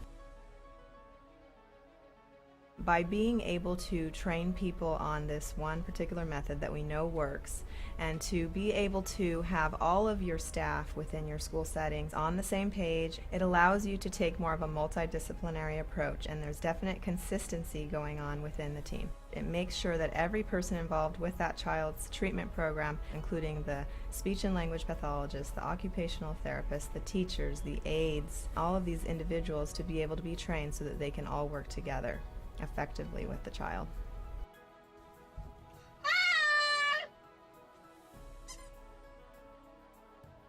Parents that are using CARD e-learning can use it either to train themselves, and then after having done that they can implement different techniques with their child in order to teach new skills. But oftentimes parents might also be working either with an ABA provider, with a school, or they may have even hired their own therapist to deliver the intervention techniques. So CARD e-learning can be used either to collaborate with your school. It can also be used to train the therapists that are coming to the home of the parents, or it can also be shared with the ABA provider so that that provider can find out about it and perhaps implement it within their organization and train their staff.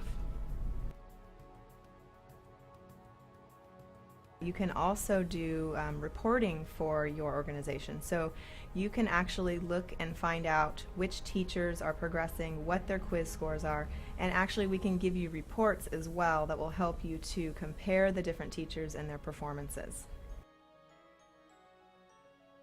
Card e-learning is really, really simple to use. You can log on to this as long as you have a computer, that's all you need, and an internet connection. And you can work on it any time of the day, anywhere that you're at. When you log on, you realize that right away. First of all, on the top of the page, there's a navigational tutorial. It's a how to use this page button. Simply by watching that video, it'll all kind of unfold in front of you, and it becomes extremely self-explanatory. Card e-learning has 9 modules, and you can basically go through those at your own pace. You're going to be watching videos that are kind of like a storyboard with narration, but in addition to that, there's many different video clips of therapists actually implementing the techniques that are being described within the storyboard that you can also watch. And then of course you're able to pause, you're able to type notes right directly underneath the video that you're watching. You can save your notes, you can review them, and between each module you do take a quiz, and once you pass that quiz you can go on to the next module. And then after you complete all of them, you have a final exam. And by completing the final exam and passing with a score of 85% or better, you will be given a certificate of completion. Let me show you how easy it is to use Card e-learning.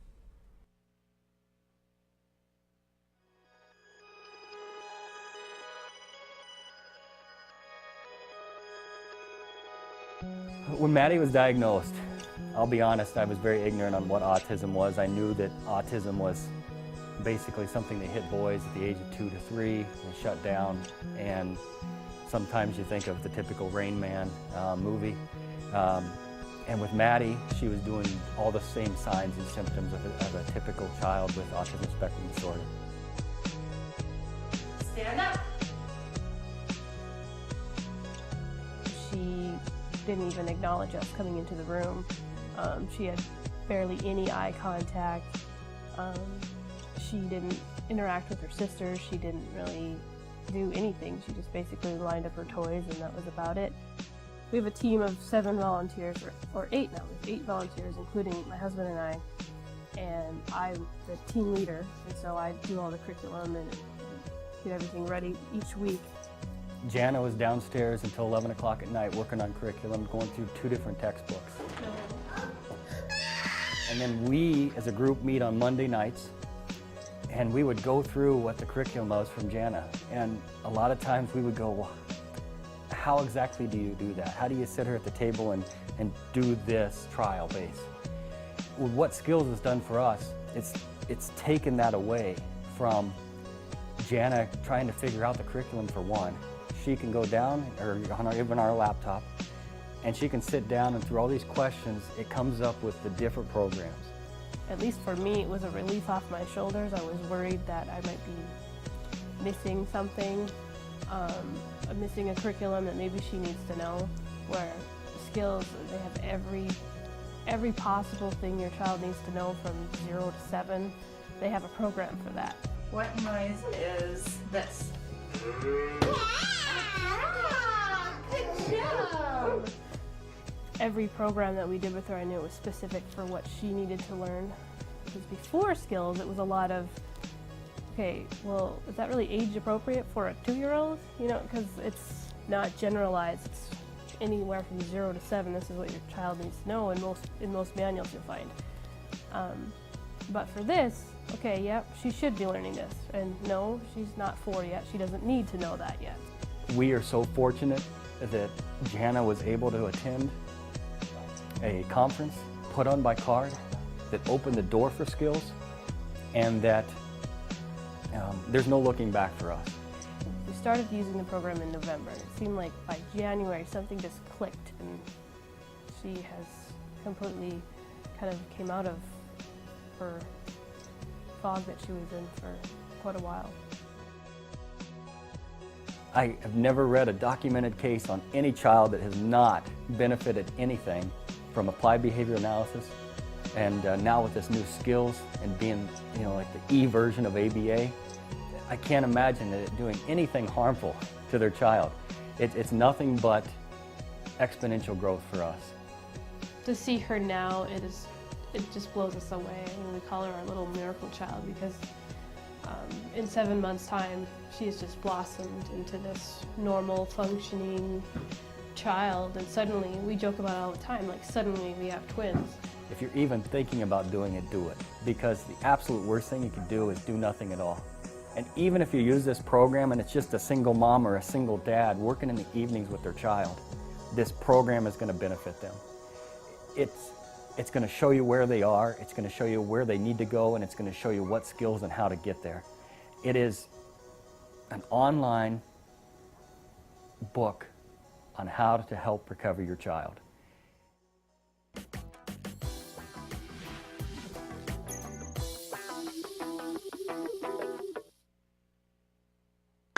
Welcome back to Autism Live. I'm Shannon Penrod. We're going to be joined by Sue Cho in just 1.5 hours, so you're going to want to stick with us for that. But it's time to talk about a little bit about challenging behavior.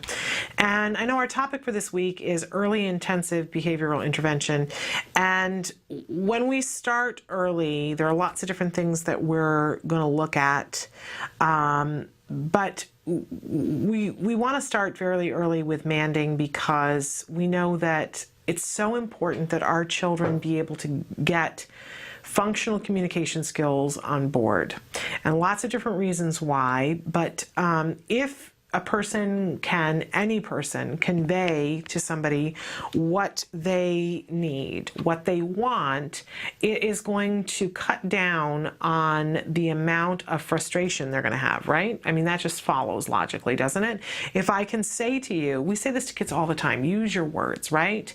And think about all the adults that we wish would use their words too. If I could say to you, here's what I need, my incidence of being able to get what I need would probably go up too. Maybe not in all circumstances, depending on what I needed, but if I can say to you, what I need is a drink of water, the likelihood that I'm going to get a drink of water is going to be much greater than if I have no way of telling you.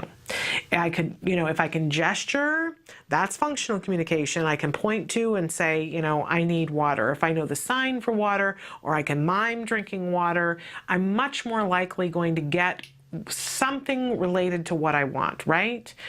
And then my frustration is going to decrease and I'm going to feel like I was heard. Don't we all want that, to feel like we're heard? Don't you want that? Don't you want that right now, to feel like you have been heard? Well, stop and consider for a moment that our kids feel that way on a daily basis, on a minute-by-minute basis. I want to be heard. I want my needs met. I want what I want, right? That's our anthem. I want what I want. Okay, so if they can't get what they want, they are going to tantrum. We're going to get challenging behavior. And this is true of everyone, not just kids on the autism spectrum. If I can't get what I want and I try and I try and I try, at some point I'm going to get frustrated and I'm probably going to engage in behavior that I wouldn't normally otherwise. Hopefully I'm adult enough that I'm going to keep it together and find other ways of trying to get what I want, right? But we all get to that point sometimes where we break down, where we find ourselves yelling, or we find ourselves upset or picking up something, and there are people who throw things, there are people who swipe things, there are people who yell, right? Because they've reached that boiling point of frustration. And we're adults. We know better, and we still can get to that point when we aren't getting the thing that we want. So again, take that back and imagine that it's happening with our children. So we want to give them those functional communication skills to up their incidences of getting their needs met, right? So manding is going to come really in hand. But one of the other things that we have to look at, especially when tantruming is happening and meltdowns are happening, is what else is on board here. We do this without thinking about it and without knowing the terms for it all the time. That, we see a child and the child is upset. It's our child is upset, and we go, oh, well, she didn't get enough sleep last night because the neighbor's dog was barking and da-da-da-da-da. And we accept the fact that this child is going to be less likely to cope today because she didn't get enough sleep because the neighbor's dog was barking, right? So we make those connections from time to time, anyway. But there are even more connections that we can be making about what is on board that is causing this behavior to be more likely to happen. It may not be causing the behavior, but it's making it more likely the behavior we don't want to see to happen. And I think especially when we talk about meltdowns, super duper important that we take a look at everything within the environment and saying, okay, and again, I'm going to go back to the filter of that this is true not just of our kids on the spectrum, all of our kids, but of us as well. That if I find myself really emotional more than normal on a given day, and if I were to stop and think, okay, why? What else is on board here? Haven't we all had that conversation with a friend where you go, I don't know, I'm just so upset today, everything's been a bother, and then they say, well, why? And sometimes you don't even realize it, but through the course of the conversation you go, oh, I know why. I know exactly why. I was talking with a friend recently and she was saying, I just have been out of sorts this entire week. Everything has been miserable. I have no idea why. And we were talking about it and I said, well, are you getting enough sleep? Has your sleep been disrupted? Are you eating right? And all of a sudden she went, oh, I know exactly why. And it was the anniversary of when one of her parents had died. And she said, oh, that's exactly why. Oh, okay. And when we started the conversation, she hadn't realized that this was something that in a very low grade way was really affecting her entire week. But she was, she was like, I just realized what date it is. And this is the anniversary of that. And it was traumatic. And it had been like 12 years, but she said, it's funny, all these years later, I'm still, having a kind of day with this. And I said, well, gee, that seems logical to me. I mean, and it certainly was logical to her. So when we're out of sorts, we need to look at what's going on, what else is on board that isn't necessarily always on board. We're always going to do that for our kids as well. So if we see a child who is having meltdowns around certain events or certain things that are happening, it's really important for us to look and see, okay, what are the clues to, what's the pattern that's happening here? Because in some cases, it's things that we can eliminate. Whether it's something that's an allergic reaction that I know at least once my child was just having a really difficult time and was out of sorts, and that we were going, okay, what are all the different things? And it took somebody else saying, what else have you changed in this amount of time? They had already graphed it for us and said, what has changed in this amount of time? And what had changed was our laundry detergent. And sure enough, we went back to the other laundry detergent. He was having some skin disturbances that were, not traumatic, not dramatic, not enough to go to the doctors, but we thought, a couple of bug bites. But he was having a low grade reaction to, now I'm going to be all itchy for the next half hour. And if you think about it, when you're itchy, it's like one more thing for you to think about. And if you're itchy and feeling that way and feeling uncomfortable and somebody says something to you that you could normally go, I'm going to let that go. But now you don't, right? Same thing for our kids. That, before we could say to the child, come and sit down and we're going to work on this lesson. And when you do, you're going to get an iPhone to play with, and the child will come and do it. But today, if they're itchy, it's not going to happen the same way. We were watching with Jack Riley and talking about the fact that he's got some other things going on this week. A new baby has come to live at his house. It has changed everything for him. It also has come at a time of year when noises in the neighborhood are different. When we get used to things in a routine and we drive to work in a certain way and the light is a certain way, and over the course of the days, the light shifts a little bit. It's a little unsettling. Don't you find that the first week after daylight savings time that it's all just a little bit, everybody's schedule is just, and I think it's interesting because people will say all week long, I just have felt off all week long. What is up with that? And you'll hear 8 people say that, and then finally somebody says, I think it's the time change. It just takes like a week to get over it.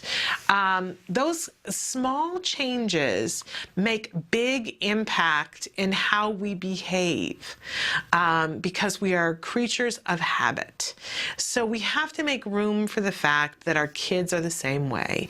And have an understanding look at what else is going on in the environment, when we can chart it and figure out, take the data and say, okay, the tantrum is happening. It's happening at 1 o'clock on Tuesday, but it's happening at 3 o'clock on Wednesday. What's going on here? What's different than 2 weeks ago? What's new that's been added in? If we see a break in toilet training, looking and saying, okay, what's changed?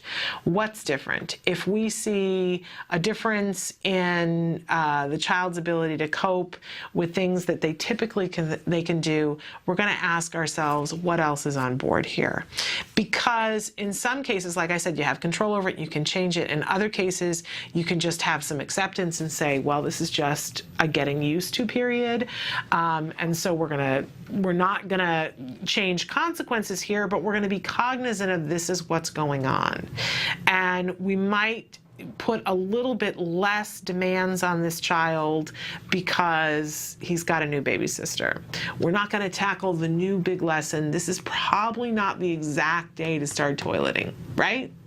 We're going to wait until it's, settled down a little bit. Really important for us to look and examine closely what else is on board and then take action based on what it is for ourselves and for our kids. And when we do, we will see that challenging behavior starting to decrease. We're going to take a break and we're going to come back and we're going to talk about challenging behavior, what to do when a child says no. Right? The thing we don't want to hear, but we will. We're going to hear that. So stick with us.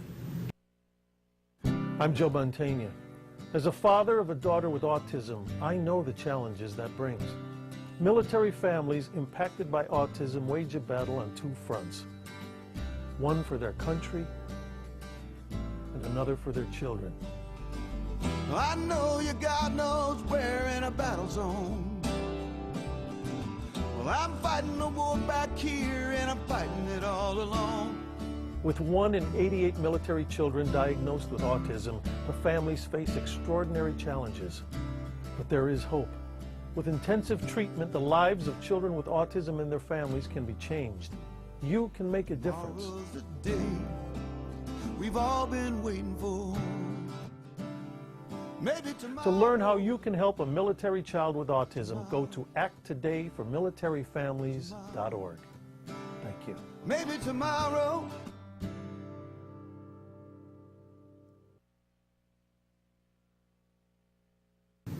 Welcome back to Autism Live. So we've been talking about challenging behavior in this half hour, and we work to get functional communication skills, right? Because we want our child to be able to communicate with us. We want that, we want that, we want that. And then our child starts to gain functional communication skills and everything's clipping along.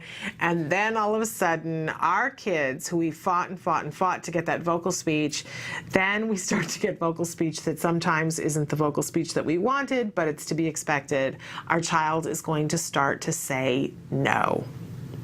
So you ask the child to do something and that day dawns, right? The day that you swore you were not going to be upset when it came, because if your child could get to this point and speak well enough so that they say, no, I'm not doing it, that you would be okay with that, because that would mean that your child has progressed that far, right? But the day dawns and your child says no.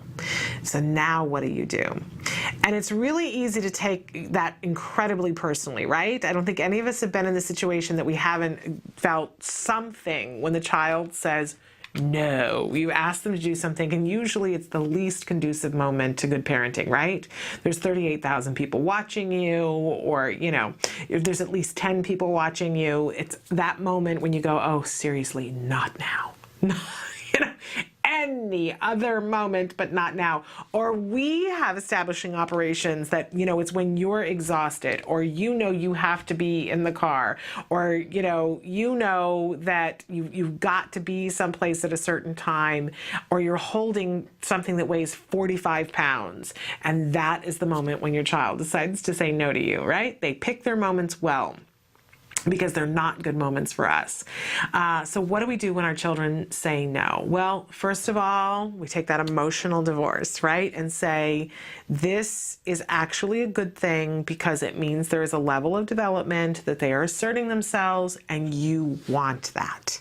So take even just a millisecond of a moment and be grateful and go, you know what, fabulous. Because if your child is in a place where they're saying no to you, that's going to help with safety situations. It's going to make you feel more comfortable sending them out into the world. It means that they are progressing. So take even just that little bit of a moment to be grateful for it. Just a little inhale of, okay, good.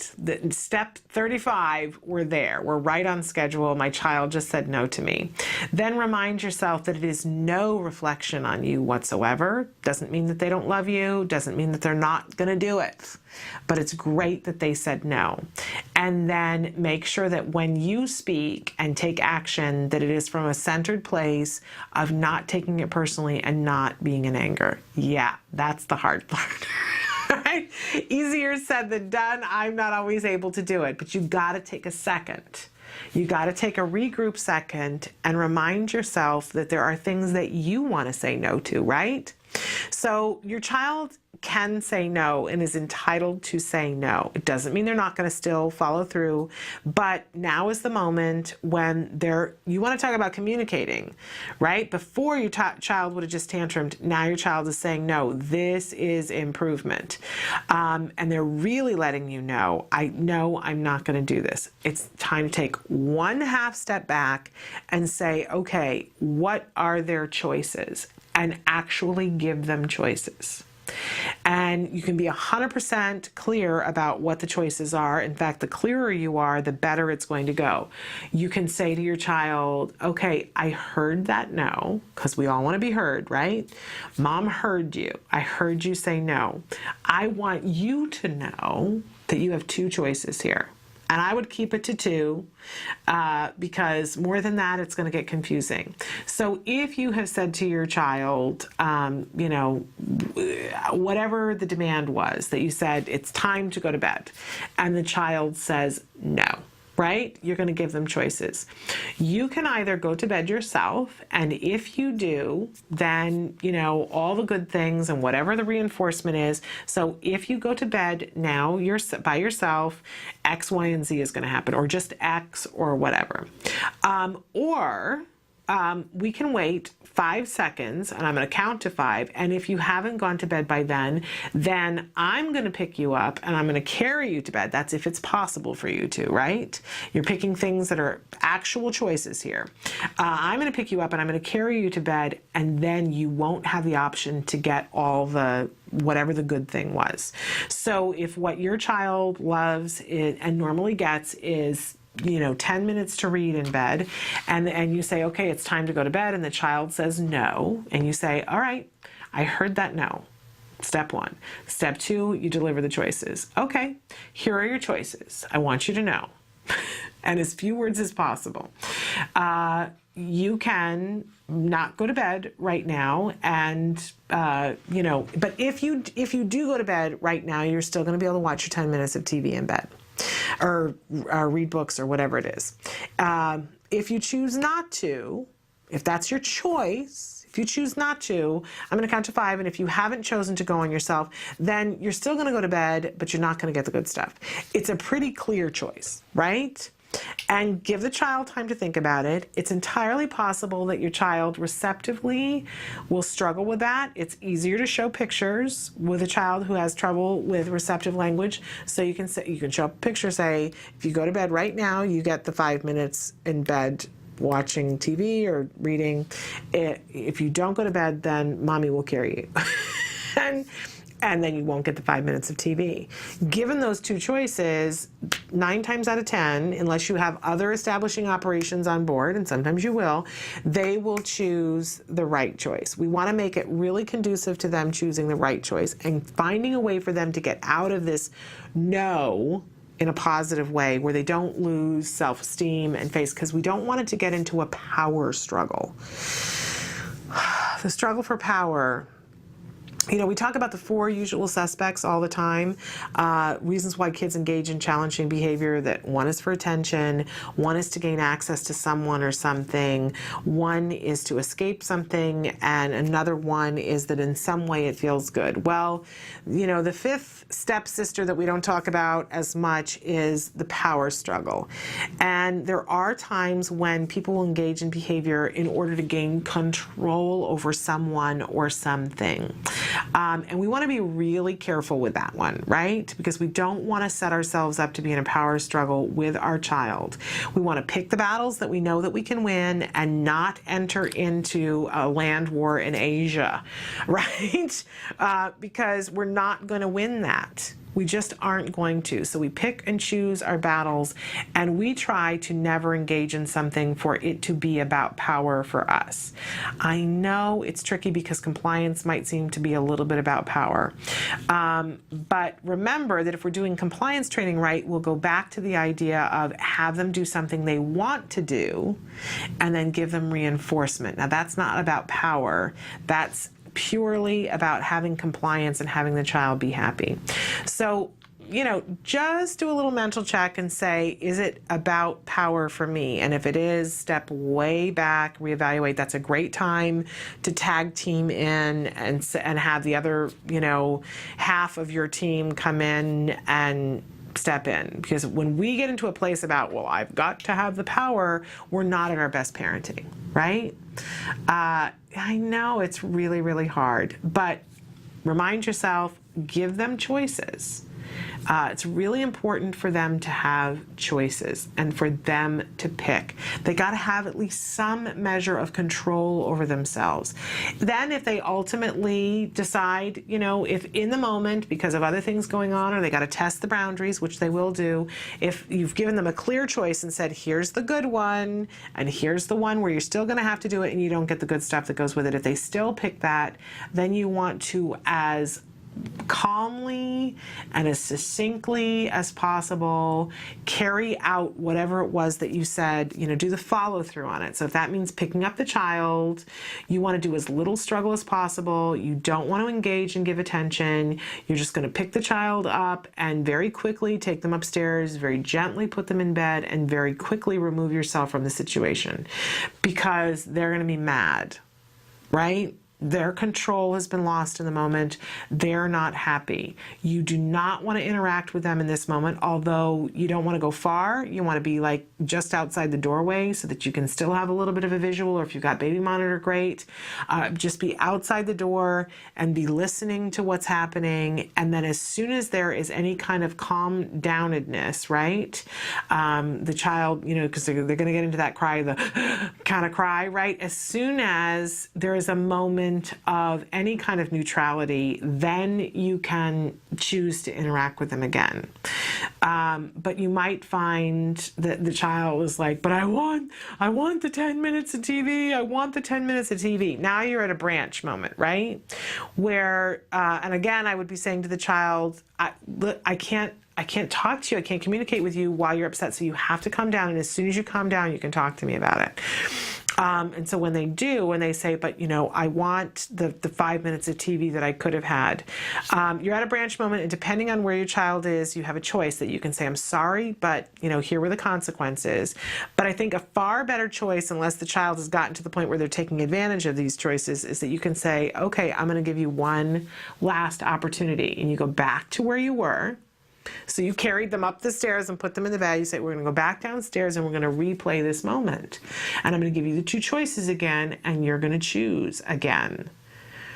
And so the child's like, okay, I got one more chance at this point, because remember, what we're really going for here is for the child to learn and be compliant and make good choices. Right? That's really what we're trying to learn. So you bring the child all the way back down to the scene of the crime, so to speak, and you say, okay, here, we're going to do it all over again, and we'll see if we have a different outcome. Okay, because again, opportunities, right? So here are your choices again.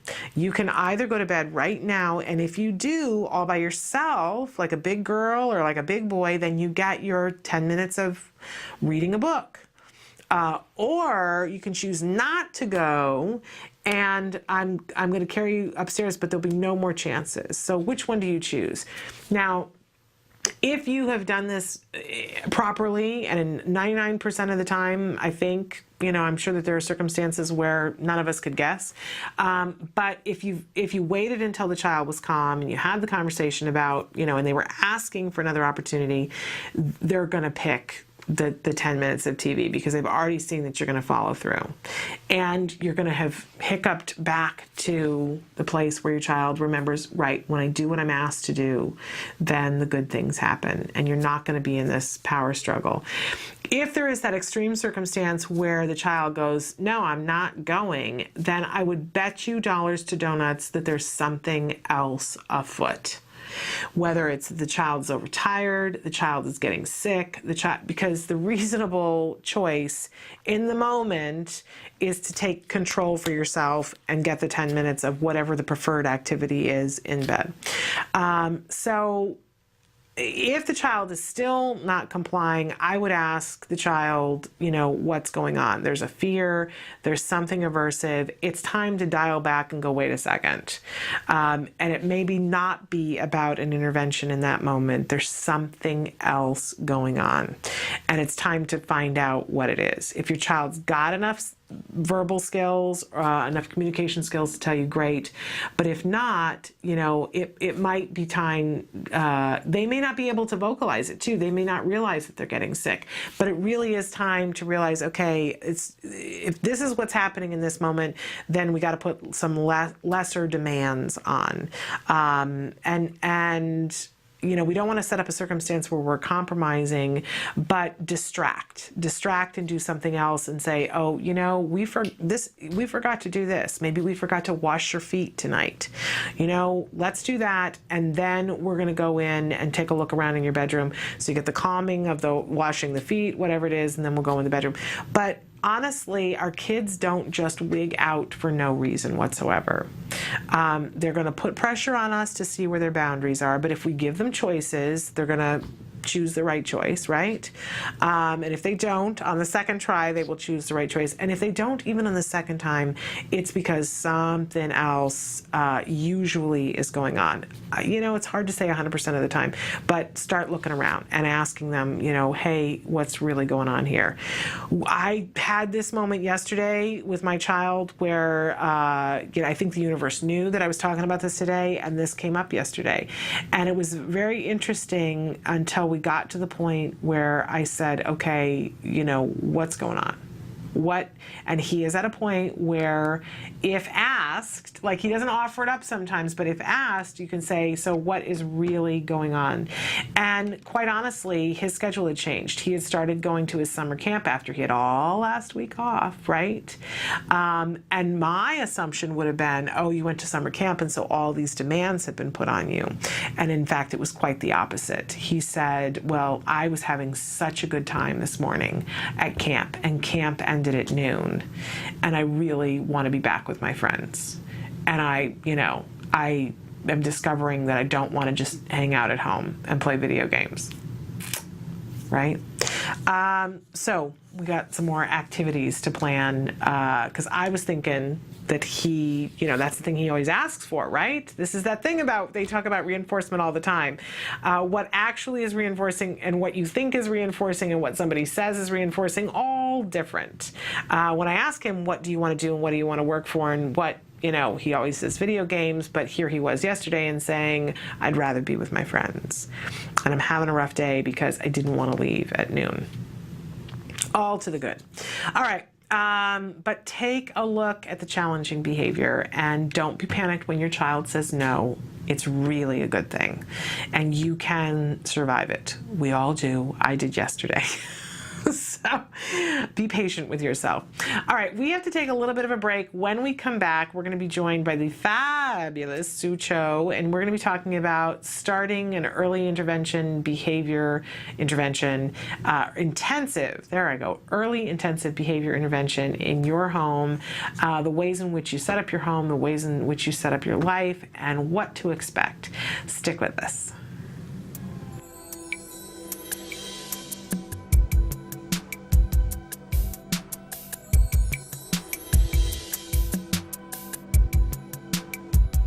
Hi, I'm Monique Erickson. I'm a senior supervisor here at CARD in the training department. Playdates are so hard with kids on the spectrum. What kinds of things would you recommend to get a really good playdate? So you want to prepare, just trying to find things that, one, your child's going to be successful with, and two, things that they'll both enjoy.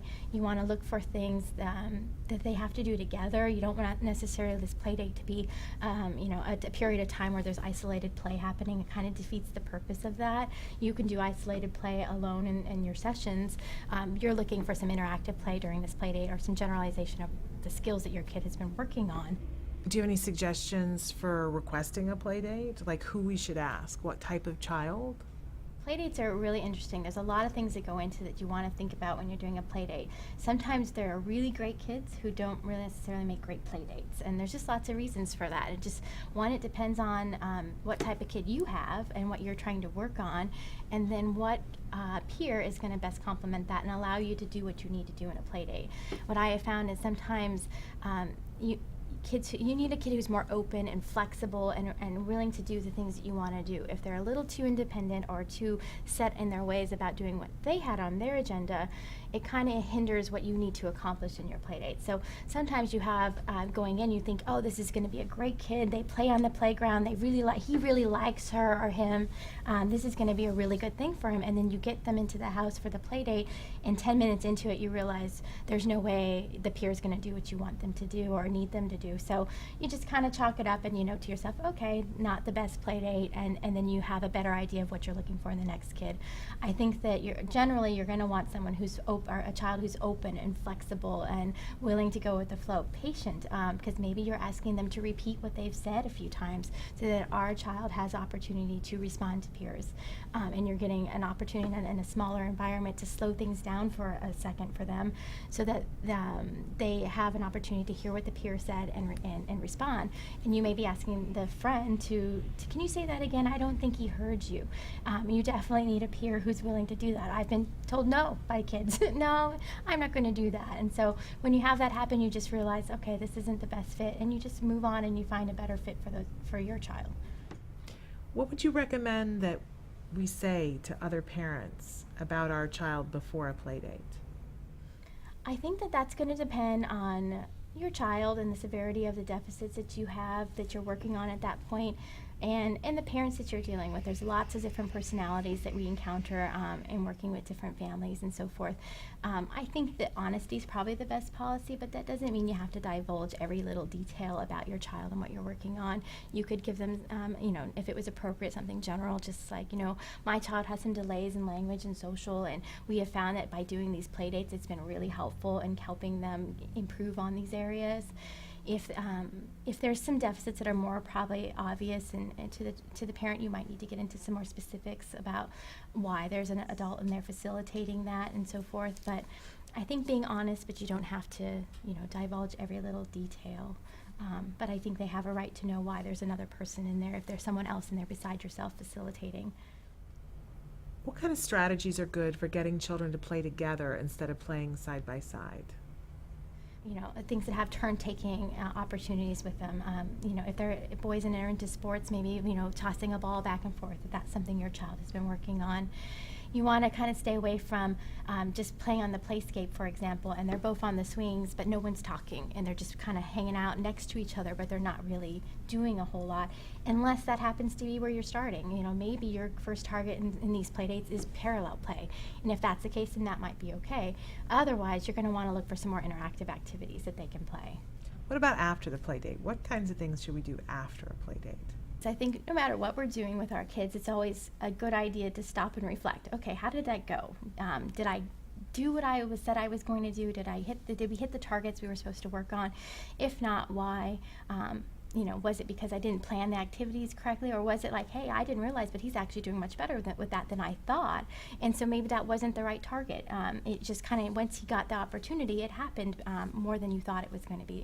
You never know. You're just making a plan, and you implement it the best you can, and then you stop. After it's done, you should reflect and go, how did that go? Is there anything I could have done different? If the activities were wrong, was the play date the right kind of kid that I needed for this to happen? Was it too long? Was it perfect? Did they need a snack? back and I ran them into the ground with all these activities I structured. And it could be something like that.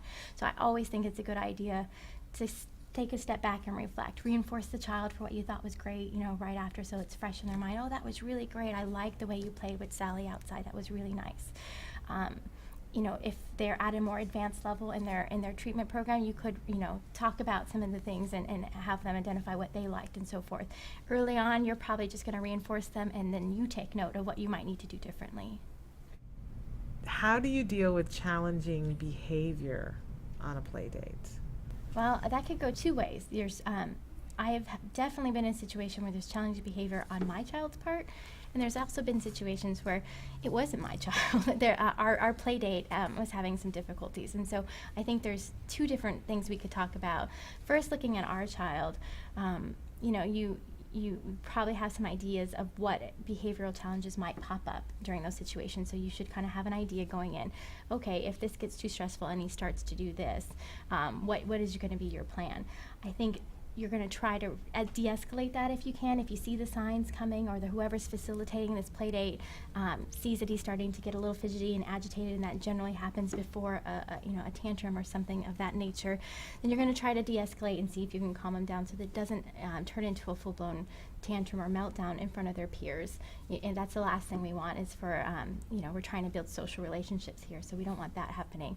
If it's just not going to happen and that escalates to a point where you can't calm them down in that situation, I think the best thing you can do is probably have the parent or whoever, another person, handle the child that's having the difficulty, our child, and then distract the peer who's there at that point. Like, oh, he's going to take a moment to make himself feel better, and let's keep playing. Oh, do you like this game? This is a really fun game. Let's see what we can do here. And just try to distract him from that moment, and let our child get a moment to kind of just regroup and pull himself back together.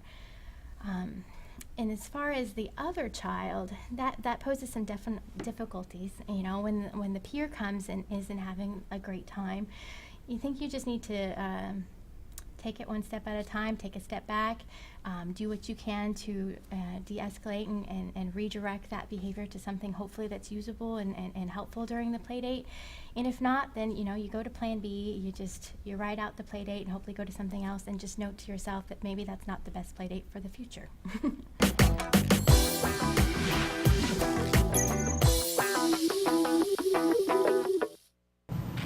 Welcome back to Autism Live. I'm Shannon Penrod. We're webcasting to you live from the Center for Autism and Related Disorders headquarters in Tarzana, California. And my special guest right now is the wonderful and fabulous Sue Cho. You are a senior clinical supervisor and trainer. Yes. Did I leave something out? No, you didn't. That's correct. But our viewers know you because you did a lot of segments with us.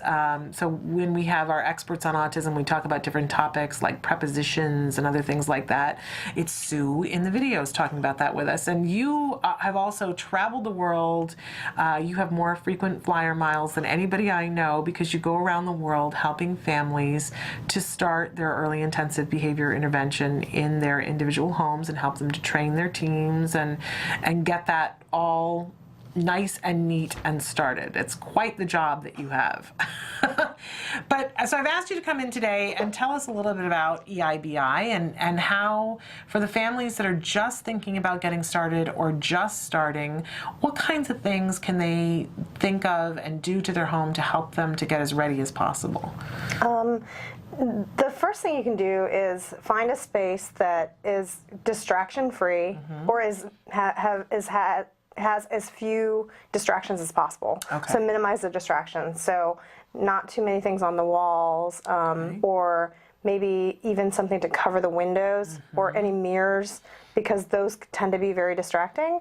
And also, too, to make sure that it's in a space that maybe you can close the door so that the child can't run out of the room or get away very easily. Because at first, many of the children may not want to sit or be directed, even though the therapy is very reinforcing, but at first they may want to to get up and go play with their toys or get up and run out of the room. Right, exactly. Yeah, or just be someplace. You know, for a lot of our kids, when they start, I imagine my child was not the only one. I got into a place where I wasn't putting a lot of demands on him because if I did, I got tantrums. Right. So I just got out of the habit of putting demands on him. We kind of rearranged our lives to make it, you know, so that he was happy all the time. Right. So now these therapists came in, and even though they were playing with him, there were times where he didn't like the rules and would try to find me. So got to find a way, even if it's, you can't have a room where you can close the door, then you got to close other doors so that they can't get out of the space. Okay, good point. And the other thing too is you may not want it in the center of your home where everyone will be walking back and forth, because just like you said too, if they see a parent or a caregiver or sibling, they may be more interested in being with them and getting away from doing the instruction. Yeah, absolutely. And so those are the ideals, but it doesn't have to be that way, and sometimes it can't be that way, so you don't have to tear your house down and start over if the configuration of your house is not conducive to that. But, you know, we were talking about this morning. We should let you know what's the best, and then you make it work for you, however it works. Exactly. Okay, so we want to minimize the distractions for what reason? So that the child will attend to the instructions and be able to learn with minimal distractions. Yeah. I mean, I always say, if you were going to try to teach me physics, which heaven help you if you were trying to teach me, but you would not try to teach it to me at a carnival. Right. Because there's no way I would get it at a carnival. You would have to take me into a very quiet room where nothing else was happening and hope that I could stay awake. Right? And have a really strong reinforcer too. Yes, and have a really strong reinforcer. You'd have to promise me something really fabulous so that I would sit there and attend to physics. And kind of the same thing with our kids. Absolutely. You know, if there's Nintendo happening in the same room that we want them to learn how to speak, which is very difficult for them, good luck. Okay, so minimizing the distractions, but you know, we got to make it work within our individual confines, which means you might need to get creative with it. Absolutely. And a lot of people have been creative. What are some examples of the kinds of rooms that you've seen clients make work for different homes? I've worked in many different settings for providing therapy. Studio apartments, for example, where there's really no other room besides the bathroom. And we would do therapy in one of the corners of the rooms, or one of the corners of the apartment, and then try to maybe put furniture to kind of visually block off the area, or even a partition of some sort, or even curtains. Yeah. So that they would suspend the curtains or tape a blanket up even. So it's just kind of visually separating the space for the child to make it a little less distracting. Absolutely. So everything under the sun. I'm sure that some people have taken their basements and made it into a therapy room. In my individual situation, when we started, we were in a condo, and it was very small, and so we made the choice that we had a dining room that went into a living room. The dining room became the therapy space, and eventually the dining room and the living room. So I couldn't wash a dish, I couldn't do laundry, you know, but it was the sacrifice that we made because it was the room that made the most sense. So you do have to consider what's going to work for your family, your situation, and then sometimes minimize the distractions from there. And then and then also children's bedrooms can also be a space as well if you have limited space. But then you just want to make sure again that it's not a really cluttered space, that it's pretty organized or as best as it can be, so that it's again minimizing the distraction for the child. Okay, that brings up a really interesting point about what do you want to have access to some things during therapy, but you want to have a measure of control over it. So how, if you're minimizing, if you're taking a child's bedroom, let's say, and you're going to turn it into the room where you're going to have therapy, what kinds of things are you going to leave in there, and what kinds of things would be ideal? So you would definitely want a small table and chairs, because if you're doing any of the lessons that require a flat space to lay the materials down, for example, that's a good way to do it in a less distracting way. And then you may want bins to keep your materials in and to label the bags. So for example, if you have flashcards, you might want to label all the cards that go for a particular lesson into a plastic bag or use paper clips and then file it away, because you do want it to be organized in a way that your instructors won't have difficulty finding the materials that they're using. Absolutely. I swear we should have taken out stock in Ziploc, because everything was in Ziploc baggies that were, in those bins, because you don't want to waste time. If we all talk about the money that is involved with therapy. So when it's time for the therapy to happen, you want for people to do therapy, not look for a paperclip. Exactly. Right? Right. So Absolutely. there has to be a certain measure of being organized. Definitely. And then constantly reinventing that wheel because things get unorganized, and then you got to reorganize them. But it saves time and gets you to the therapy. And you brought up the table and the chairs. Again, that's the ideal situation. Yes. But we see even on the A word that with Jack Riley, they don't have a table and chair to sit. So she is literally using the therapy book when she has to do things and setting it up in that way. And sometimes you might have a book or a lid or a board even that you're placing your stimuli on so that you have a flat surface to use. Absolutely. So, and oftentimes though, when your child's starting out, it's best to minimize the things that are around you so that if your child's having a tantrum or throwing themselves around, that they're not going to injure themselves. So that's why we recommend a cleared space. And then the other thing that I would probably suggest is either a toy box or shelves or something like that, because once the child has mastered play skills or play items, then we want to have the child be allowed to have access. So just like you would see in a school setting or maybe in your living room, that there's a bin that the toys are in, or there's a shelf that they can get toys from and then take and put it away too. Because we want to encourage the play skills. Absolutely. And if we've taken all the toys, we've made it a sterile room and took all the toys and put them away, we've taken away the opportunity for the child to choose a toy. Exactly. Okay, so really, really important. And so we want to have some toys that they have access to. Do we want to make sure that there are places that if we want them to not have access to a toy, that we've got that as well? Yes, you definitely want to do that as well. So if you're teaching maybe a toy that in the past they haven't been playing in an appropriate way, you might want to restrict the access to only when it's being supervised. Okay. So that you might want to put up on a higher shelf or in a container in a closet or something like that, so it's difficult for them to get access to it or take it out. Or the other reason why you might want to put things into a bin is to restrict the access so that the child will request for it as well, so to reinforce communication skills. Right.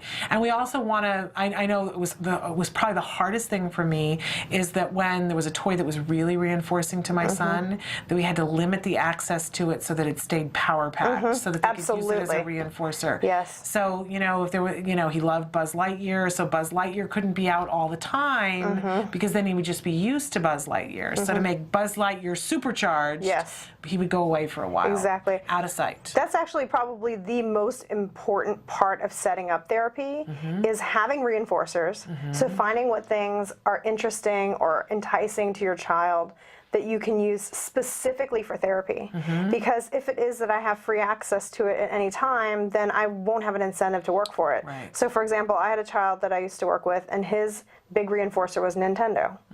And he actually said to me, he says, I don't have to work for Nintendo because Dad gives it to me when you leave. And I thought, oh no, my reinforcer isn't as strong because he's getting access to it after we've left. And there wasn't a behavior that he had to, there was no work on his part that he had to do in order to get it once we left. So well, why would he want to work for it? It made it challenging. Anyway?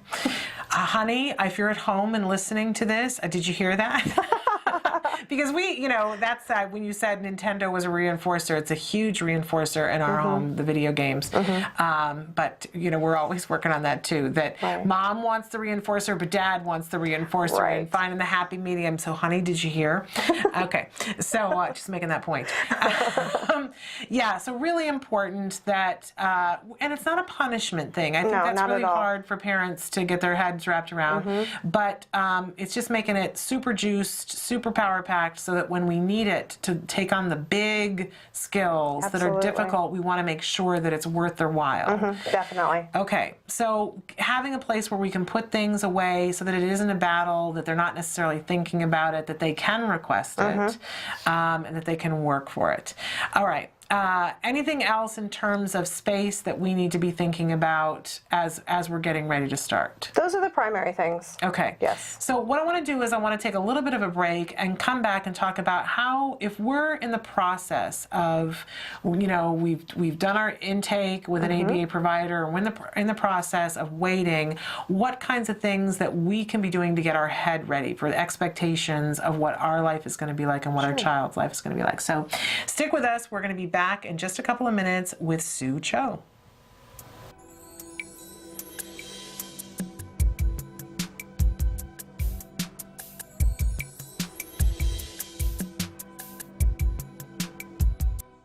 We're here today with Sarah Cho, who is the managing supervisor of the CARD Fresno office, and it's a special treat for us to have her with us today. Yeah.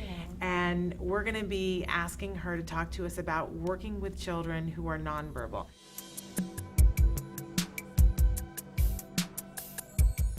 So when a child is not speaking, are we saying that they're non-vocal or non-verbal? The correct terminology is non-vocal. Okay. Because when we're saying vocal, vocal means sound. So sound is being emitted. Okay. So verbal means that the child is able to communicate to another person that they need something, they have desires, they have wants, and a verbal response might be handing a picture. Okay. It might also be a sign. Might also be pressing a button to ask for something. Okay. Those would all be considered verbal behavior. But if they don't have speech, we might say that they're non-vocal.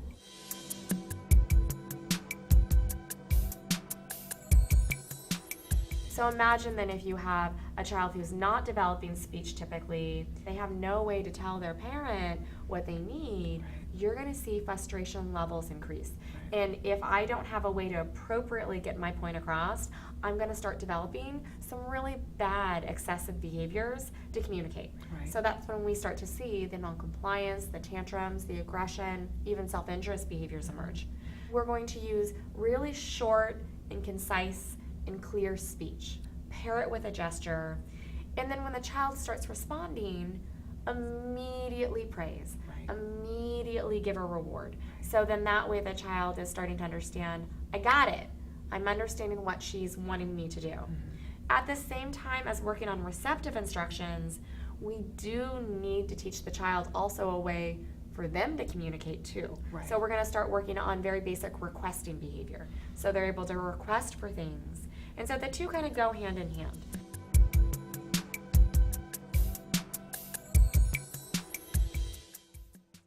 If there are no sounds, then maybe we start with signs. You could start with signs, or you could start with an icon.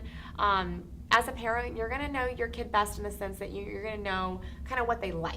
If you have a kiddo who likes to look at pictures, who likes to look at books, maybe an icon is going to be something that would be preferred, and they would get really good at giving it. If you have a child who is, you're like, wow, they have really great fine motor. Maybe they can already string beads. Mm-hmm. Maybe they can do a shape sorter. Mm-hmm. The ability to manipulate their hands and their fingers is pretty solid. Maybe you might want to work on some very basic signs. Okay, so taking whatever the strength is and running with that. Absolutely. So let's say that you do an icon or you do a sign. Both of those forms of communication have been linked to development of expressive speech.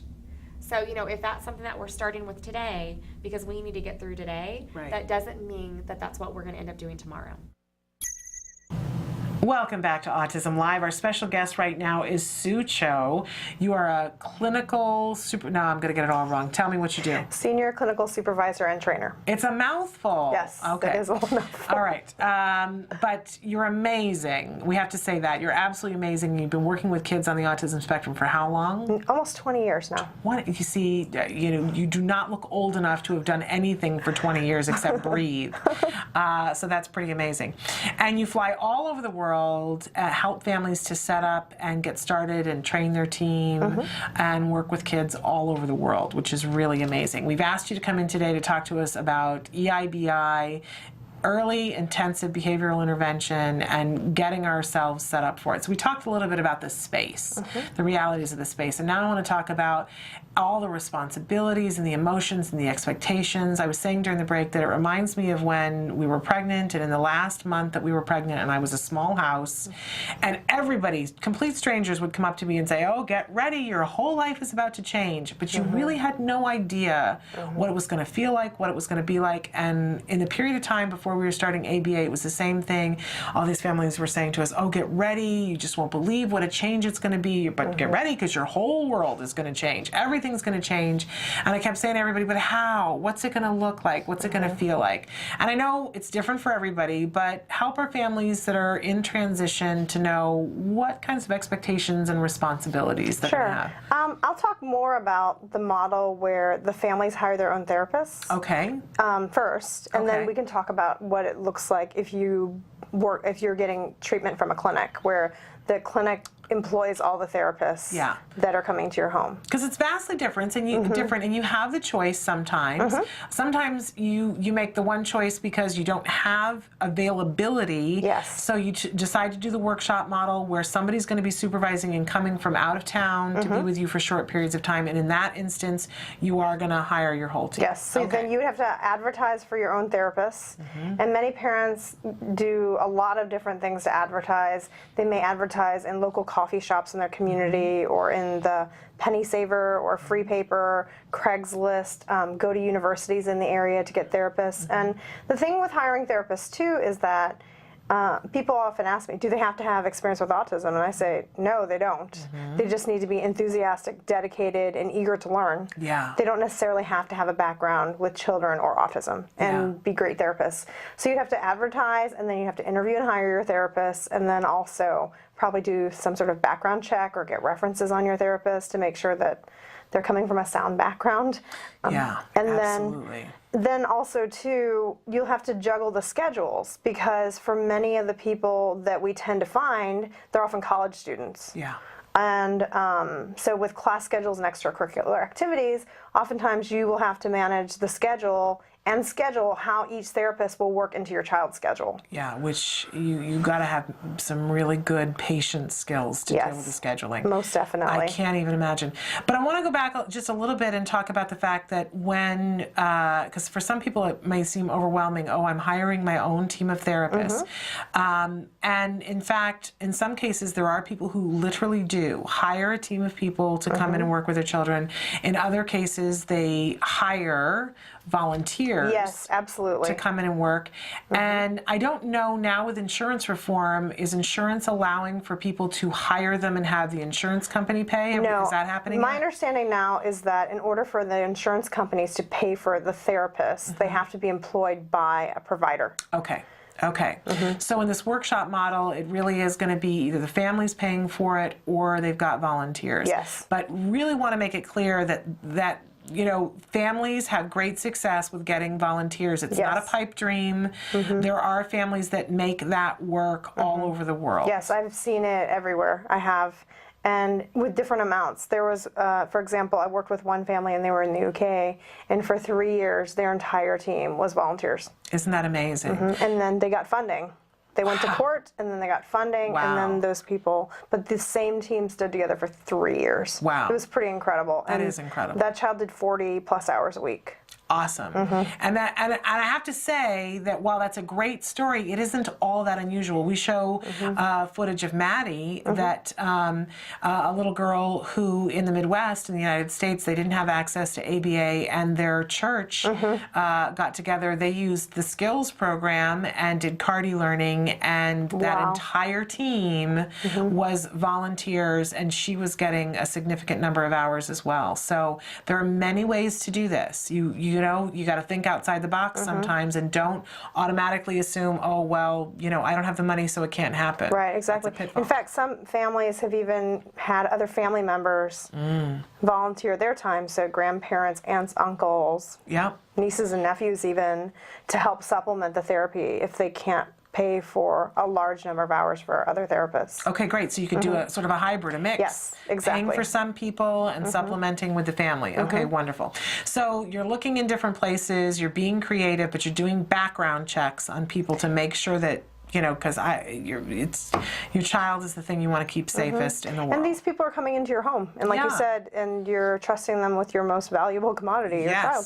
So you definitely want to make sure that someone can speak for them, that they're referred in some way. Absolutely. And I always had a video baby monitor. Do you find that in most of the homes that you go into? A lot of parents do baby monitors or videotape sessions or even video monitors too. So just the audio or the video. Yeah. And I don't, it's everybody's personal choice, but I always, the first thing when people cross my threshold, I would say, I want you to know that I have cameras, multiple cameras, and I'm watching and listening. So anything you say or do, I'm going to be able to see, and I let people know. Right. Other people choose to keep that private.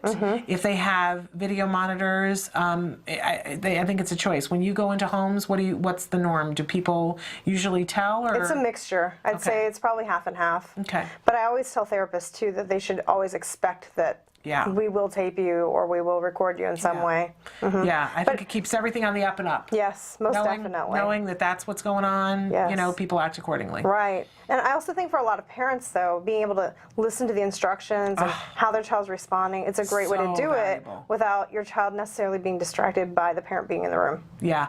People ask me, how, because I don't know much, right? But what I do know, they ask me, how did you learn all this? And I said, well, I took some classes when I started working here, but before that, for 4 years, I sat in front of a video monitor and watched every therapist work with my child, and I learned and learned and learned, which is so valuable. And then you go to bed at night and you know what your child's working on.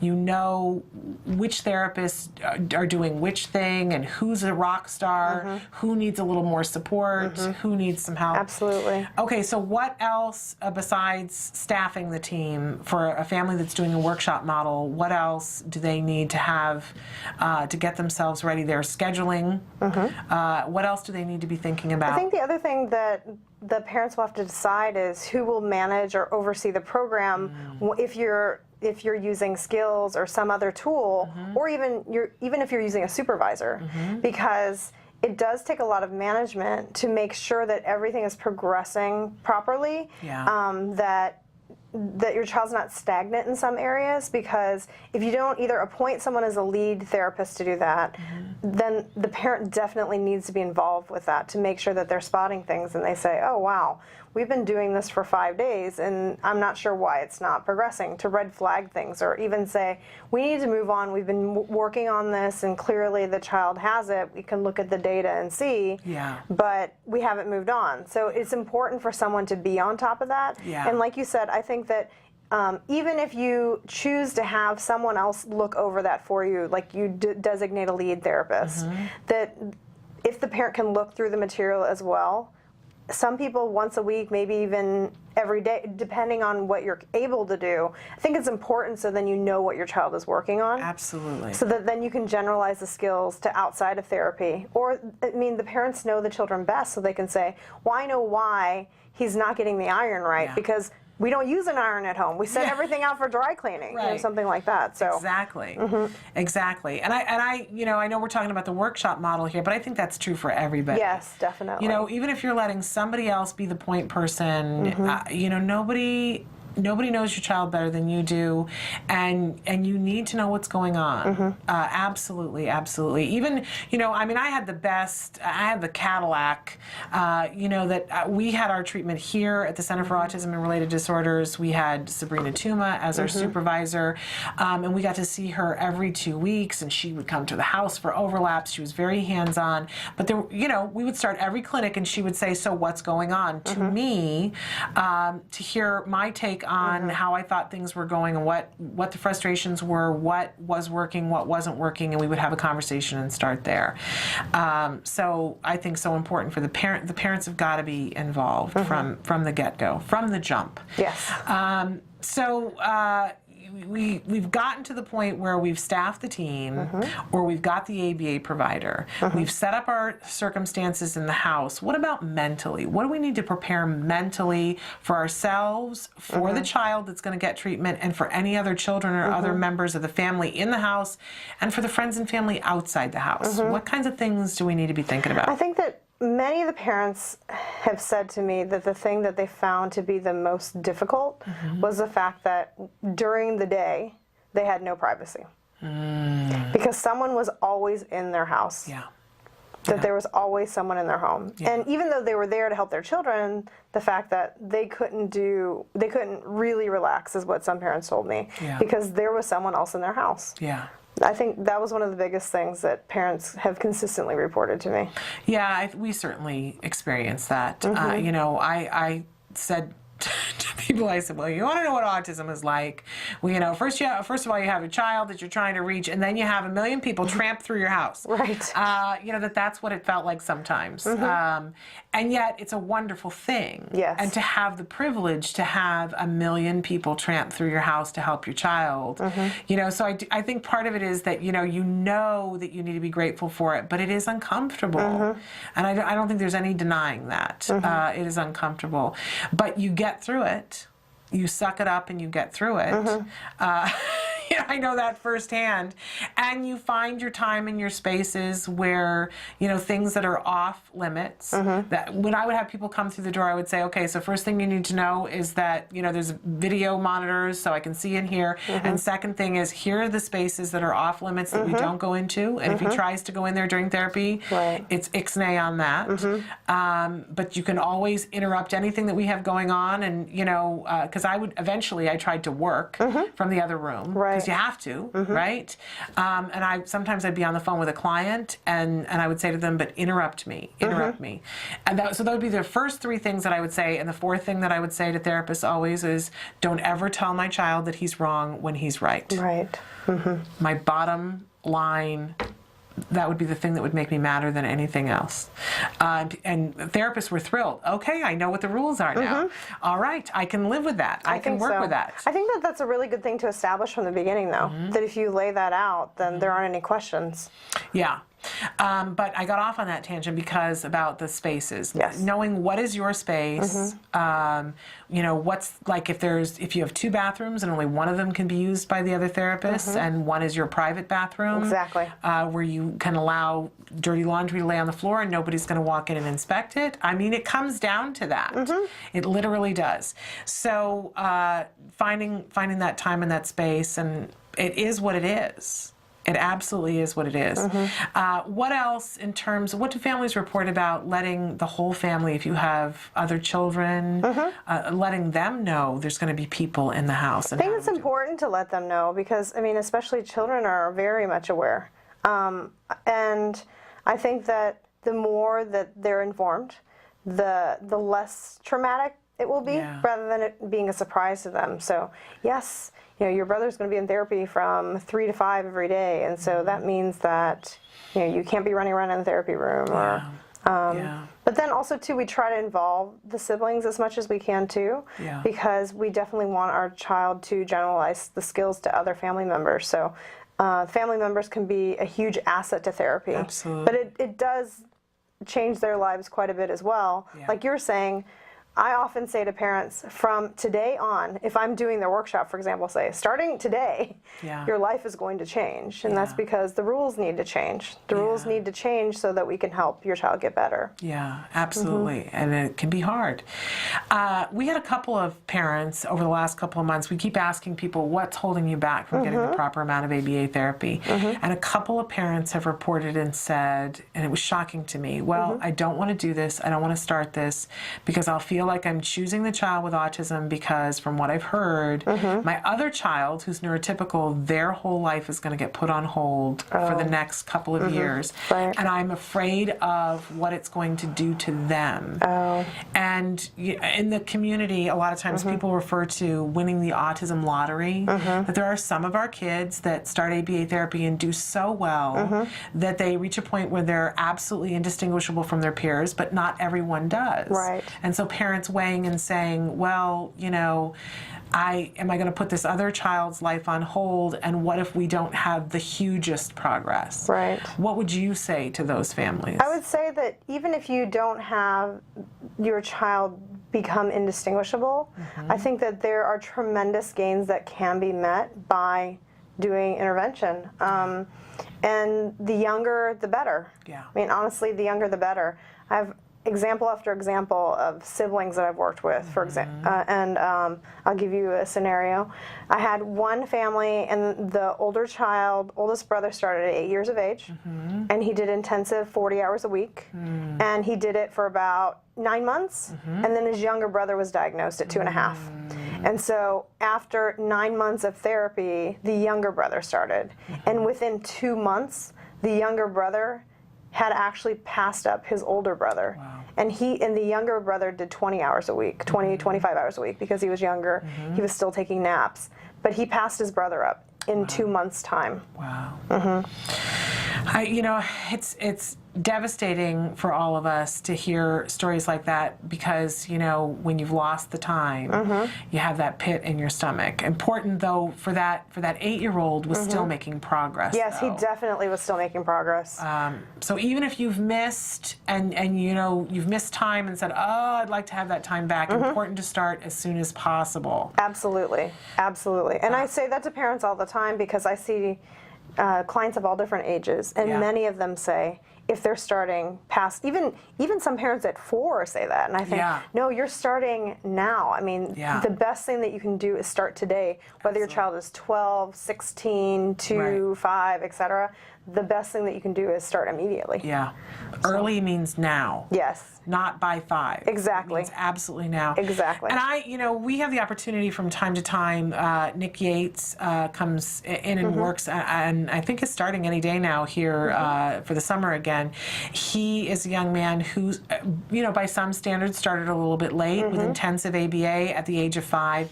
And I had the opportunity to talk to his sister recently and say, what was it like for you? Right. And she said, I went through some time where I had some anger, I went through some frustration, but I'm an adult now, and I look back and see this was my life, and that it has led to great things for her. Great things for her. She is an incredibly well-spoken, passionate about other people's rights, and is, I believe, starting at NYU in the fall for social work. Yes, she is. So, churning out a child who's compassionate and considers other people's feelings and is that bright, there are worse things that could happen to both of your children.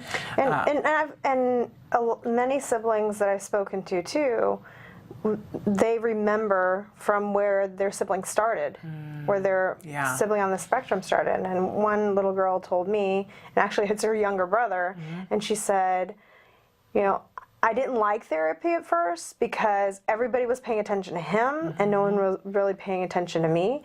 But she said, now he talks. Yeah. And so she says, it doesn't matter now. She says, now he can talk to me. And she said, all that doesn't matter to her now, because her brother can talk and she can have a relationship with her brother. Yeah. So. And the families that I see, and you see many more families than I do and have over the years, but the families that I see that seem like they've had the most personal success, not necessarily the most success in terms of progress, but the most personal success in the family staying together, are families that made it a family project. Yes. That it's not just, okay, so your brother or your sister, this is what we're all going to do together. And so the family that does therapy together stays together. I think so. And I try to spend time with the siblings whenever I'm doing trainings in different places, and ask them too, what would you like to do? So not saying this is your job to do X, Y, or Z, but we'll ask them, what would you like to do? And oftentimes they will have something that they want to work on with their sibling. That's awesome. Absolutely awesome. And some of the siblings, I'd have to say, are some of the best therapists. I'll bet. Because they just learn from the models that they have around them and are just amazing with their siblings. All right, that's amazing. All right, we're going to take a little bit of a break. We're going to come back and talk with more with Sue Cho about starting early intensive behavior intervention. Stick with us.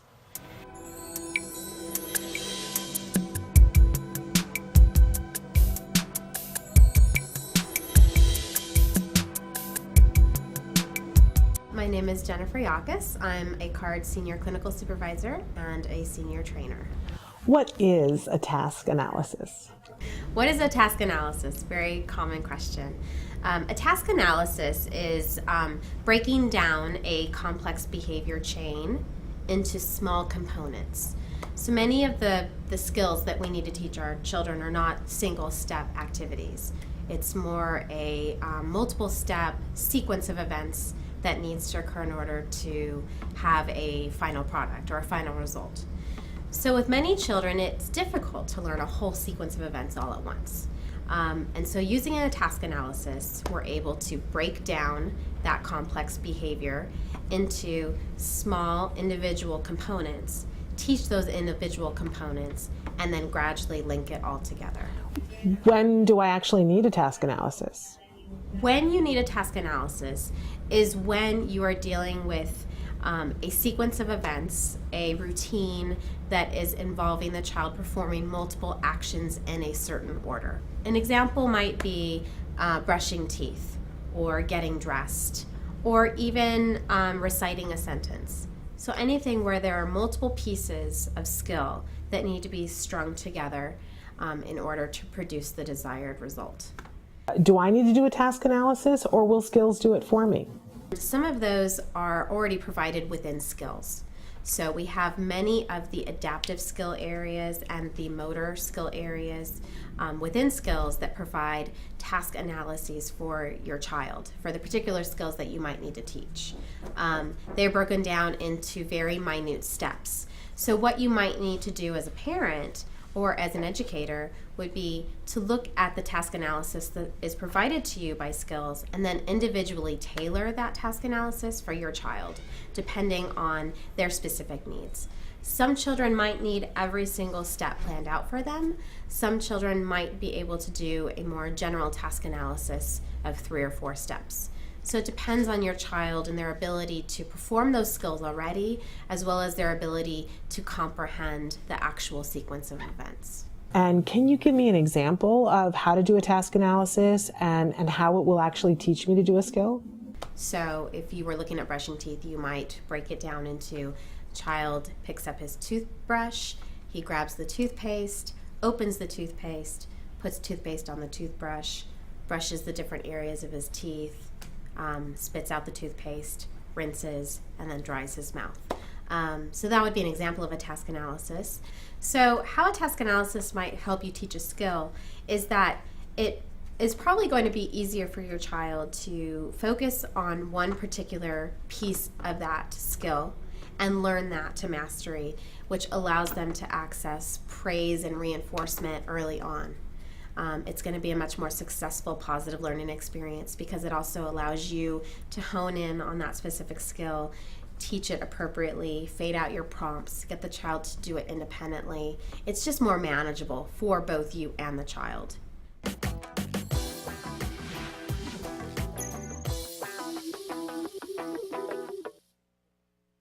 Welcome back to Autism Live. I'm Shannon Penrod. We're here right now with Sue Cho, Senior Clinical Therapist. Did I get it? No. Supervising Therapist. Senior Clinical Supervisor and Trainer. Right. She was just telling me what a great memory I have, and so I had to prove her wrong. It's the end of the day for me. In any case, we've been talking about EIBI, Early Intensive Behavioral Intervention, and things that we can do to help get ourselves ready. And we wanted to come back and talk a little bit about materials, because that's so overwhelming. And you had said that. It was for us, too, that I remember saying, what do I need to get? And how much money is it going to cost me? And what is this going to be like? So tell us a little bit about how we can do this without further breaking the bank, because the bank is already busted. Right. You can definitely do it expensively, but you can do it inexpensively as well. Okay. I think that the internet is a great asset to get stimuli from. Yeah. Just do a Google search of images, and you can pull up hundreds and hundreds and hundreds of pictures of the things that you need. If you don't have access to the internet, oftentimes I'll get magazines or catalogs. I mean, we get inundated with mail catalogs and things, or the Sunday paper even, where you can just cut things out of the newspaper or photocopy from books and cut them out. I think that those are a great resource. And I also often just go through my personal photographs. So if you take a lot of pictures, you can sometimes go through the photographs that you take of your family events and things and use some of those pictures for your materials as well. I think that's a wonderful idea. I know when we started, people at the very beginning, people said to us, well, you know, what do you need? What can we do? What can we do? And close family, and I didn't know what to tell them. And actually, Sienna Greener-Wooten had said to us, because I asked her, you know, what kind of, his 3rd birthday was coming up. We hadn't started therapy yet, and I said, I got to go buy birthday presents. Tell me what to get. And I was saying, and for the extended family, she suggested gift cards. Yes. And I didn't really listen the first time around. And now I tell families, no, ask for the gift cards because you're going to need them for toy stores. Even 6 months down the road, you're going to want to have some special reinforcer or something, or a therapist is going to recommend a toy that wasn't age appropriate or skill appropriate. So you're going to need that. And also, you brought up the magazines, to ask for family members when you're done with your magazines, give them to us. Everybody's got one too many magazine subscriptions, and they're filling landfills. Yes. We could use them. Absolutely, we could use them. And the other big thing that I always tell people, get yourselves a digital camera. Yes. That is also definitely helpful to have a digital camera, because if you lose one, you can just you have another copy of it right away. And there's so many now that are really inexpensive. We've always, since Autism came to live at our house, gotten the ones that you can take a picture, but you can also put it on video. So sometimes, and I don't have to go get the video camera. Sometimes I could just videotape something. I could bring the camera. Now you can upload it and get it to your supervisor so that they can see a behavior that you have a question about. It's really an incredible thing. And I was forever, you guys would ask us and say, well, we need a picture of this, or we need a picture of this, and it needed to be specific to him, like what he ate or what his shoes look like.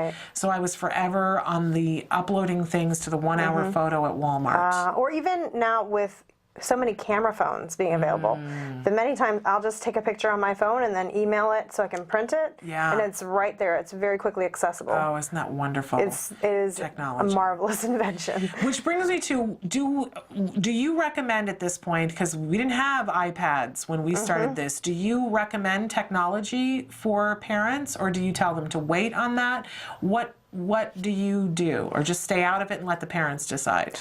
It really depends on what you want to use it for. Okay. So, for example, nowadays, because there's the iPad and tablets and those types of things, if your child has difficulty with communication, oftentimes we're going in the direction of use a tablet or an iPad and get apps for communication.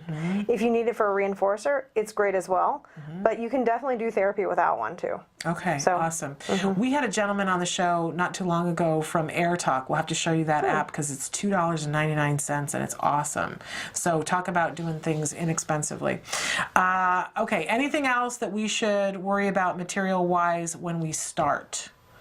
No, I think that that should get you going. And wait, and if people ask for the gift cards, because you're going to need stuff down the road. As far as other things that you go out and buy, I would wait and see, because oftentimes you don't know if you're going to need actual objects, or if you're going to need pictures, or if you're doing toys, at what level you would want your toys to be for your child. So absolutely. Okay. And then if you live in a place, I think it's great always to connect with your local community. Sometimes there are people who are done with something and they're willing to gift it to somebody else and say, we want this to get more mileage. So that can be a wonderful thing that you can find. If you're in a community, helps to connect with people. If you're someplace, far-flung places in the world, that may not be your case. But also garage sales and yard sales are a great place. Goodwill, to get lots of things relatively inexpensively. So. Absolutely. We can do this on a thinner dime. Yes. Okay. Absolutely, you can. And really quickly, we wanted to, because we've just got a couple of minutes left, to talk about for families that are going through a provider. So they're not hiring their whole team, but usually there is a waiting period. They do intake, and their team is being staffed by the provider. So it can be, a 6-week process. What kinds of things can parents be doing in that situation to get themselves ready? Get themselves ready or their child ready? Both. Well, we have something that we sell now called e-learning, which is a great way to learn about ABA therapy. And card clients, the parents actually have a parent e-learning. So it's specifically geared towards parents and not necessarily for people that are providing therapy, which is another great way to learn more about the therapy. But I'd say that if it is that you haven't started therapy yet, one of the things that you can work on first, possibly, is just getting your child familiar with sitting at a table or sitting in front of you and reading a book, and just providing a lot of reinforcement for them so they see it as a positive place. I have to say that if if your child's already familiar with sitting down for a little bit, just even a couple of minutes, that helps a lot. Okay. And you're making it reinforcing for them too. So when you're sitting at the table, or if you're sitting on the floor in front of them, read a book to them, or sing a song to them, or give them something that they really like. Give them bubbles, just so it's a pleasant environment for them to be a part of. Great advice, all of it. Great. Thank you so much for being here. I know you got a really busy week here, but we love it anytime you have an opportunity to be here with us. So anytime you're in town, let us know and we'll find time for you to be with us. Thank you. Thanks for having me so again. much. We're going to take a short break and come back to close out the show, so stick with us.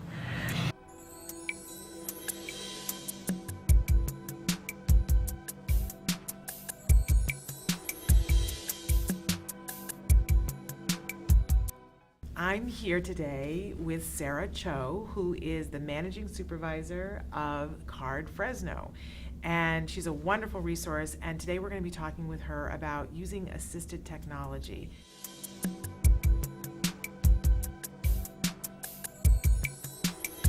If you are a parent of a child who is primarily nonvocal and maybe has been using a type of iconic communication system, and you are recognizing that your child has really just outgrown it. You know, it is something, they need something faster, they need something better. There's so much more that we can do in the world of augmentative devices.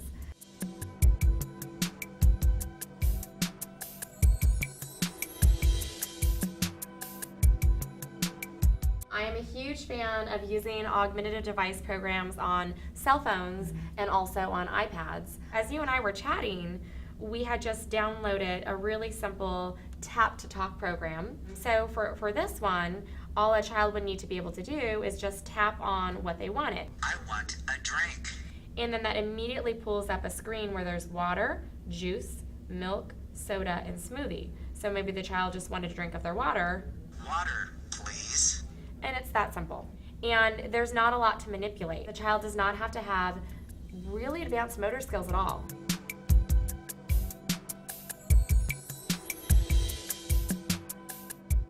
We're seeing more and more organizations advocating getting an iPad because of all those features. But it's not just for kids who are non-vocal. We have a lot of kids, you know, who have significant impairment in their sensory regulation. They really are seeking visual input, auditory input, tactile input. And if they're learning to appropriately play with a cell phone or with an iPad or with a computer, it provides those levels of appropriate sensory stimulation. So you're getting appropriate sensory, hopefully leading to a decrease in some of those repetitive behaviors, and you're teaching age-appropriate play skills. You know, they have free apps even if you're working on verb use, and the child can actually scroll through the different pictures and practice talking and narrating what they see in the pictures. There's just a lot of wonderful things that you can get from devices nowadays. You know, whether we're looking at language, social, play.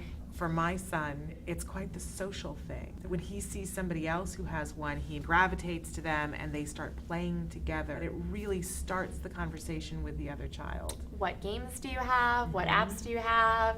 Can I play that one? Can I see it?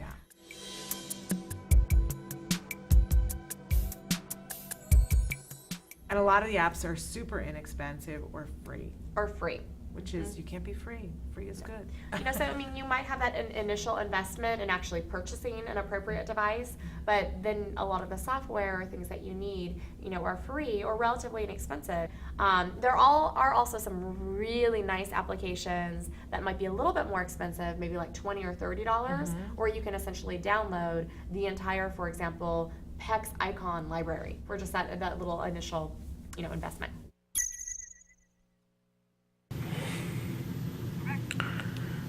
Oh, so sorry. We are back and I am busy answering email.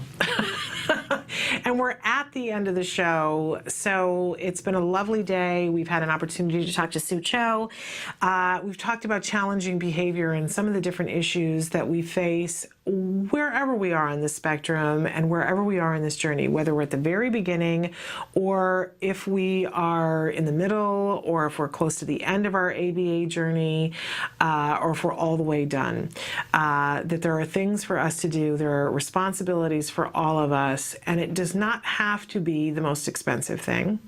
And that's something that I really want to drive home after yesterday when we asked you the question of the day, which was, what is the biggest stumbling block to you getting ABA? And some of you said availability, some of you said funding, some of you said the two combined. I want to remind you that things have changed in the last couple of years, and there are things like CARD e-learning and skills that make it possible for you to be able to do this program, this type of program in your home, and to effectively train people. And of course, there's always the possibility of having a staff of volunteers.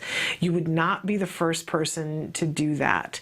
I don't know if it's just me, but sometimes when I hear about something and I hear, well, somebody else has been able to do it, it makes me that much more sure that it's doable. But I want you guys to know that wherever you are, whether you got a 3-year-old and you're just realizing because you just got a diagnosis, or whether you've got an 8-year-old that got a diagnosis 3 years ago but you didn't have access to ABA, or you have a 22-year-old that you would like to see them grow their skills. ABA is there for all of your children, and all of those children that I just described and many, many, many more can make substantive progress using ABA. If you're not sure how to do that, I encourage you to go to Skills. That's the program that we use in our home.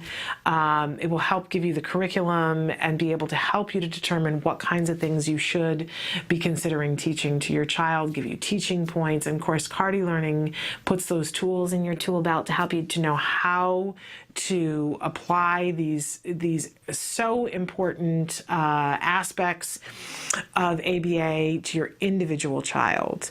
Gives you the tools of the trade, which is a wonderful thing. And again, I have to mention that these tools will work not just on your child with an ASD, but also with everybody that you come into contact with, so that your life will be more productive and happier. How much better could it possibly be? We need to close out the show, but as this show ends, the conversation continues. Want to remind you that we so appreciate when you write to us, when you ask us questions, when you give us suggestions for kinds of topics that you want to see on the show. Emily's starting to show you some of the different ways that you can get in touch with us. I hope that you will not only be an active participant in your child's team, but an active participant here, because we want to help you to be able to help your child reach their highest potential, whatever that is. And nobody gets to decide that but your child. That we know that if you put the time and the effort in, your child is going to make progress. Progress is the one thing that's absolutely guaranteed here. Other outcomes, where your child is going to end up, like I said, nobody knows but your child. And sometimes even they're surprised. But this journey doesn't have to break your bank entirely, and it doesn't have to break you entirely. We hope you'll be able to stay with us and continue the conversation. Tomorrow's Wednesday, and you know what happens on Wednesday? We get the treat of having Evelyn Gould, BCBA, with us at 10 o'clock in the morning, and then at 11 o'clock in the morning, we're joined by Nancy Allspaw-Jackson. And tomorrow we have a very special treat. You know, Nancy goes around the world and does a speech about how your disability can be your opportunity. How, you know, there is a sense to these things, and people are finding their way and finding that not only can you survive this, but you can thrive. And so I, on a rare turn, am going to be interviewing Nancy tomorrow. And you guys can all get to know her a little bit better, because she is one fascinating warrior mom. So that should be really interesting. And of course, we have news topics for you as well tomorrow. So you'll want to be with us then. Until tomorrow at 9 a.m., please give your kiddos a hug from me. Bye-bye for now.